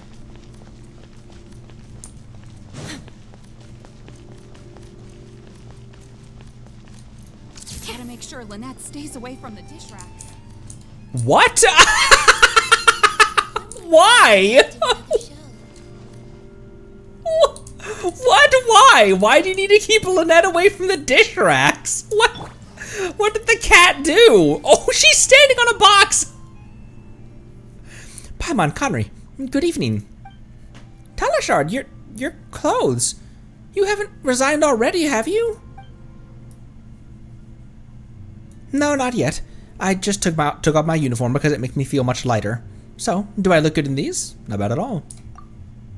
You look much better. Even your voice sounds gentler. This must be the right life for me. Since I can't do anything well, it's best to do nothing at all. It's best not to do anything at all. Stop thinking like that. That's a really poor mindset. It just happened to be a really tricky case. It isn't just this case. Have you heard of Fontaine's Aquabus? That's how we got to Fontaine. What about what about the Aquabus? Then you must have taken the Clementine line, right? Aval is the tour guide there, and Elfane is in charge of the Navia line. Actually, I used to be a tour guide too. I was on a guide on the 3rd line, the Callus line. I used to travel to the Fontaine Research Institute, but service was suspended due to the incident. You used to be a tour guide? Oh, that's awesome! It's not awesome at all. Tour guides aren't exactly the elite. Being assigned as a tour guide is what happens when you're bad at being an agent. Oh, so you returned to the Marchese Phantom because the line stopped operating? Not quite. I was laid off due to complaints from tourists. Some praised me in person, but wrote complaints as soon as they got home. They said my voice grates, like a crow. I couldn't accept it. Oh, I don't mean the complaints. I couldn't accept that they told me I was doing well to my face when they clearly had a problem with me. That does blow. I'll let you in on a secret. Editor Cheng was the first to complain that I sounded like a crow. He's such a hypocrite. No wonder you were arguing with him back then. Paimon sort of gets it now. Let's not dwell on annoying stuff like that now. Now's the time to focus on enjoying some delicious food. Hotel de Boer was recommended by the official... She's so cute when she dances. Hotel de Boer is recommended by the official tourist guide. I may not like it, but I think you might. Thanks, Talashard. But shouldn't we wait for Curve? He's not here yet. It's fine. He doesn't eat this kind of thing anyway. He eats bolts. And nuts. Nuts and bolts, guys. Guys, nuts and bolts. As in nuts. Like what a squirrel. Like acorns. Like nuts. You get it? Like bolts and nuts. It's fine. He doesn't eat this kind of thing anyway. He just wants to record Hotels de Boer's data into his Lie Learning module. His Lie Learning module? Curve really is special. Yes, I'm very happy to have met him. However, his core is aging rapidly, so he will go into hibernation mode soon. His body parts can be replaced, but not his core. Hibernate? Are you trying to say... He will stop moving. Forever. I'm really just completely useless, aren't I? I can't solve cases as an agent, I get complaints as a tour guide, and let's not even talk about my attempts at making breakfast. Now I can't even manage evidence properly. Did you sneak out to try and get Curve repaired? No one but Dr. Muscle can repair Curve. I just wanted him to see more about how humans lie and help him overcome the muscle protocols. Overcome the muscle protocols? Why? That would be amazing. Curve could even become a genuine human being. It's like Paimon just heard something incredible. Dr. Muscle's true goal was to create a machine that could gradually become human by understanding lies and humanity. That's Curve's ultimate form. Legends say that a Fontanian scientist called Alain Guillotin created an amazing thinking machine hundreds of years ago, and Dr. Musso seemed to want to surpass that. A thinking machine made by Alain Guillotin? Could that be Seymour? But can understanding lies make someone human? Dr. Mosso believed that humans have various reasons for lying, with various feelings underlying those reasons. It is those emotions that make them human. So he created a no-lying protocol. If Curve learns to lie like humans one day, then it means he's no longer bound by his machine programming and has acquired human emotions. We're out here investigating cases because I want him to see how humans lie. I want him to learn. You definitely can't give up. Shouldn't we fight harder to give Curve more time? But how? Dr. Mosso's gone now. But his research base is still out there. Right. There must be a maintenance manual or something. I went through everything already and didn't find anything about the base. How about the newspapers? Will they have any leads? Didn't the Fatua say something like that too? That guy was an amateur. If the Marechaussee Phantom doesn't know, then the newspaper certainly won't. You're just looking for excuses, Talishard. You're actually just afraid of failure, aren't you? No one fails forever. If you hit rock bottom, your only way is up. I've hit rock bottom? Yeah, you even took off your uniform. You've already, like, even maybe not wanting to admit it, but you already kind of admitted defeat. So, I won't fail anymore? I wouldn't go that far, but... That's right. You absolutely will not fail again. In my humble analysis, Miss Paimon is lying. Wait a sec, Curve. Couldn't you have shown up just a little bit later? But such lies have a chance to mold reality. What are you talking about, Curve? Lies molding reality? 30 years ago, Dr. Mosso and I performed our first public test in Hotel de Boer. At that time, there were only four tables, 8 chairs, and a waiter, who was also the owner. He said to me, Restaurant de Boer will certainly become a renowned luxury hotel. It was just like Paimon's statement, a lie based on sincerity. But today, as you can see, de Boer has quite exquisite Whoa, the lighting has exquisite carpeting, expensive decorations, 2 dining areas, and an endless stream of guests, and at one point, Gordon Ramsay herself. I think that if the lie about de Boer becomes true, then the statement about Agent Talishard will not fail again has the possibility of becoming true. Shutting down the lie learning module. Curve was being a little odd just now. What was he talking about? It's the lie learning module. It resides in Curve's core, and once it's enabled, it makes Curve spew a bunch of illogical nonsense. I think Curve has a point. Well, Paimon thinks some humans say things that don't make sense. Does that mean Curve is improving? It does. Talishard, are you gonna give up just when Curve is showing signs of improvement? Well, can you please say that thing again? Say what? You absolutely will not fail again. Oh, that's right, because you've already hit rock bottom. I get it. Then I'll try again, one more time. If Curve is still learning, then I have to help him. Wow, Talishard really is like a child sometimes. She gets moody so quickly, but also perks up just as quickly. Like a certain flying sandwich we know. Is Paimon not mature enough? You're short. You're even shorter than Talishard. Oh, stop it with the chit-chat. We should take action at once. Since the newspaper might know something, let's keep our eyes on the prize and keep investigating the theft. Since there are 4 of us, why don't we each roleplay as a suspect and recreate the crime scene? We might even find a breakthrough. Wow, Talishard's brain's working fast. Paimon likes that idea. Let's go to the Steambird now.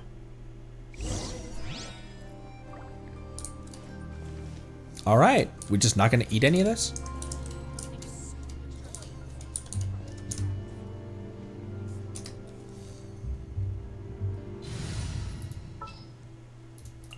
I charge a higher rate.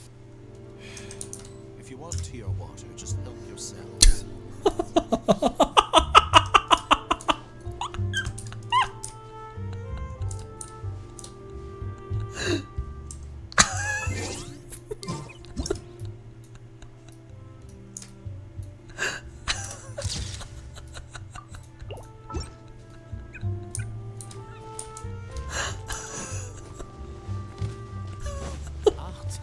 My small dear.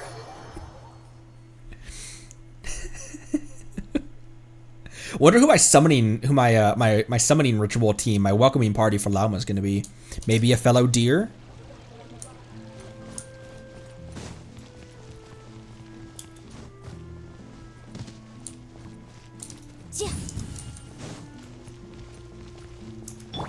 The 2 yen phase.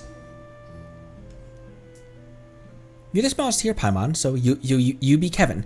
I'll be Dirty Rocher. Mr. Ballard is here for Dr. Mosso, so let Curve be him. Then all that's left is the redhead. Leave that to me. Alright, everyone. Alright, everyone's got their roles, so let's reenact the night of Sir Arthur's disappearance. What did all of these guys do? The first thing to reenact is the order of their arrival.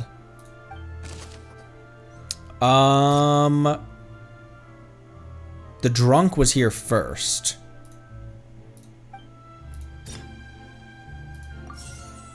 And then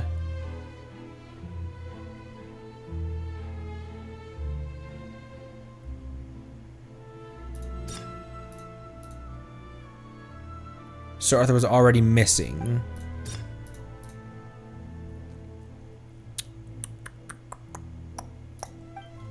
It's this.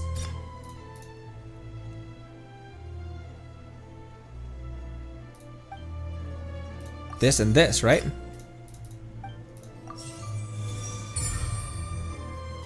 Oh my!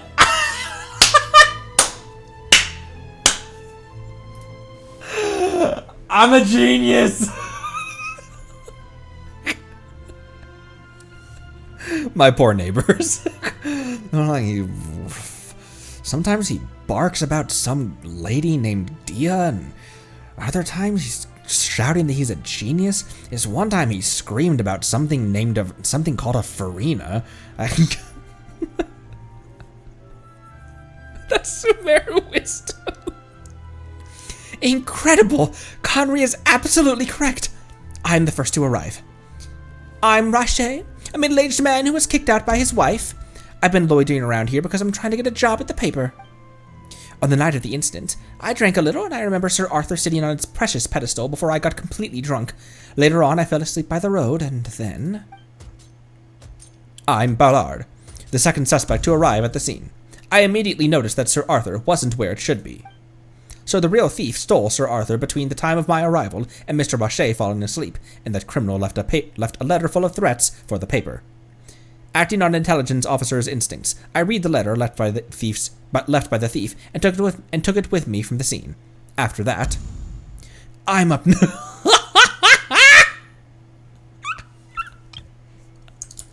Look at this guy! What the?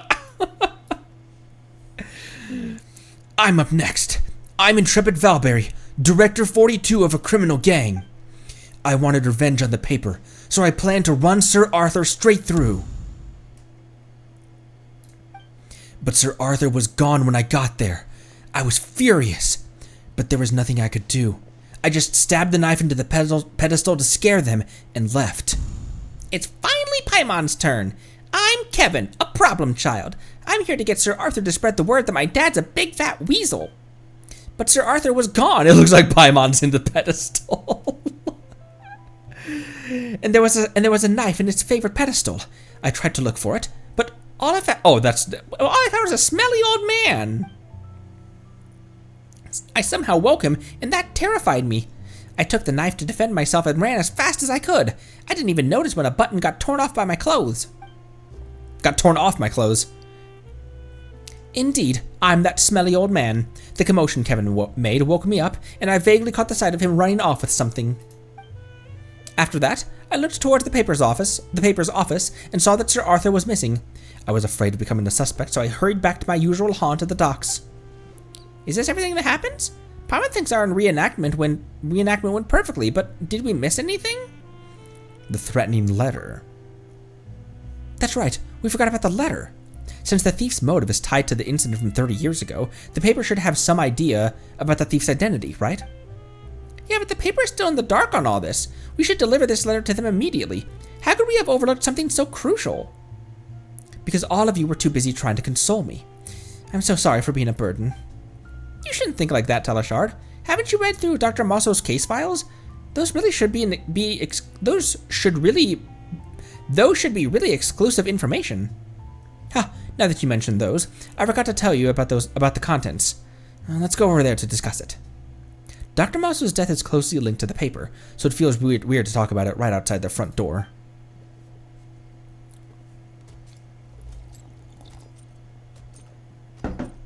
Hello, Akun, welcome back. Or welcome, hello. Okay, 4:38.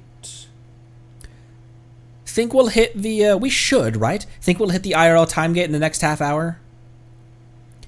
This spot is perfect. You wanted to know why Dr. Mosso was tried, right? It actually stemmed from public opinion. Public opinion? Well, not long after the existence of Dr. Mosso's lie detector was made public, the Steambird published several articles on it and quickly drew the public's attention. Relevant information retrieved. Mosso exclusive. Behind the lies. Mosso protocols. Protocols to watch. Lie detector. A game of authority. The paper used special features like these to incite widespread fear and worry among the general public. Soon, public opinion began to turn against Dr. Mosso. What were they even worried about? For example, how to guarantee that the lie detector's output is credible? What would happen if a suspect in a trial isn't lying, but Curve says he is? Would mistrials and injustice result? But if Curve's reliability can be guaranteed, then those concerns would evaporate. Relevant information retrieved. Content from lie detector, a game of authority. When using protocols to restrict authority, the central question is not the lie detector's reliability, but its ability to take any shape. But its ability to remain independent from outside authorities.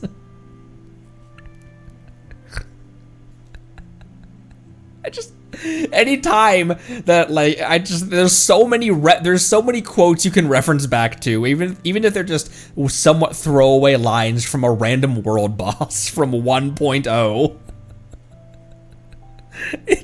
Anytime. Okay. As the article points out, Curve is just a machine. So what would happen if the people put their trust in Curve, yet somehow could control Curve and use it to falsify results? The muzzle protocols are there to prevent that, right? Relevant information retrieved. Content from muscle protocols. Protocols to watch. It must be noted that the muscle protocols are man-made. There is a possibility of them being modified. This may prove to be a well-concealed trap. Whoa! Are they accusing Mr. Mosso, Dr. Mosso, of secretly tampering or leaving back doors? This is just the beginning. All kinds of other characters piled on after the Steambird triggered the first outpouring of public opposition. Relevant information retrieved. Fish can't live in clear water. Reject a goldfish bowl world. Published by the Seven Nations Gazette. Shocking misjudgment of the lie detector, published by Short Anthologies. Shocking misjudgment of the lie detector? Did Curve make a mistake? That was just a lie, of course. Curve was never involved in such a case, much less misjudging one. But that's how public opinion works, and so it was all downhill from there for Dr. Mosso. In the end, some even came forward and made accusations against the doctor. They called the lie detector a total scam, and the results were completely manufactured. They believed the doctor was deceiving the public in an attempt to gain the power to pass judgment over others, and so they demanded the doctor be severely punished and the lie detector be destroyed. Aren't those accusations a little too serious? Would anyone believe stuff like that? Many did. They were all just ordinary people, so how could they differentiate the truth from lies? When we don't have access to sufficient information, we believe what others want us to believe. And it just so happened that at such a critical juncture, the Steambird did something huge. They provided evidence that exposed Dr. Mosso as having falsified results. Their evidence was key to Dr. Mosso's conviction. Evidence? Did Dr. Mosso really deceive everyone? The doctor refused to admit it, of course, and so he died defending himself in a duel. Only then did things start to calm down. The paper's reputation skyrocketed, and a useless fake like Curve was soon forgotten. It was just left with the Marechaussee Phantom as evidence. So is Curve the real deal or not? Well, I think Curve is the real deal. The real deer is the real deal. And Dr. Mosso was wrongly accused. Was the evidence presented by the paper falsified, or did they make a mistake? But the person who wrote the threatening letter seems to think that the paper deliberately fabricated those lies in search of fame, profit, or something else. Oh, then could she be someone very close to Dr. Mosso, back for revenge? Paimon would definitely avenge Connery if Connery was wronged like that. Ugh, Paimon can't bear to think about it. Thank you, Paimon. When did this take place, by the way? Did we, like, when did we, when did we get thrown in jail in relation to this quest? Oh, this takes place after the AQ, doesn't it? Thanks, Paimon. But Dr. Mosso passed away 30 years ago, so someone very close to him. I wonder if Euphrasia knows anything. Should we go see her then? Don't worry, she wasn't in charge of the paper at the time, and I don't think Euphrasia is a bad person. Fine. It looks like I have to ask her about it tomorrow. Today was a total information overload. Paimon's head needs some time to recover. Alright, well, let's head home, get some rest, and meet outside the paper tomorrow morning. Hello.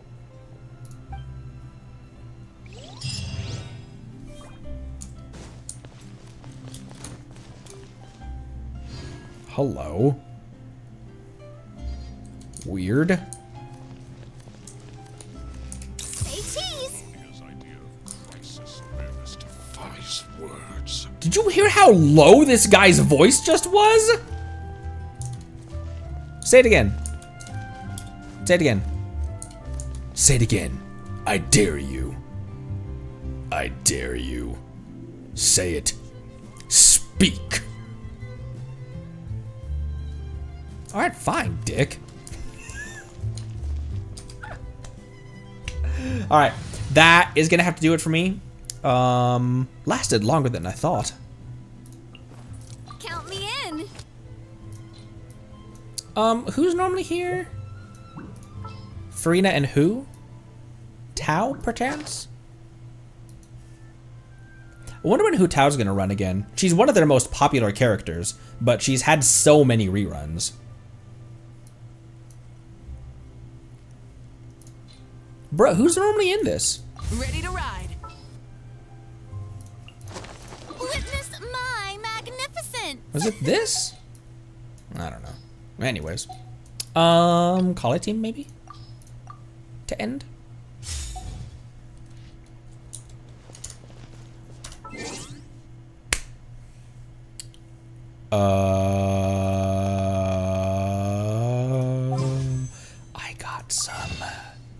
I got some tall deer funds.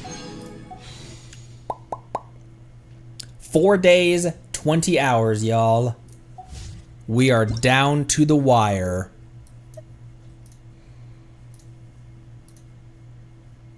Pretty crazy how quickly we've gone through stuff. It's crazy how stuff in Mondstadt and Leo already feels nostalgic to me. And now we're heading into, now we're taking our first steps towards, our first real steps towards Snezhnaya. And meeting some very important characters that I did not think that we would be meeting this soon. So.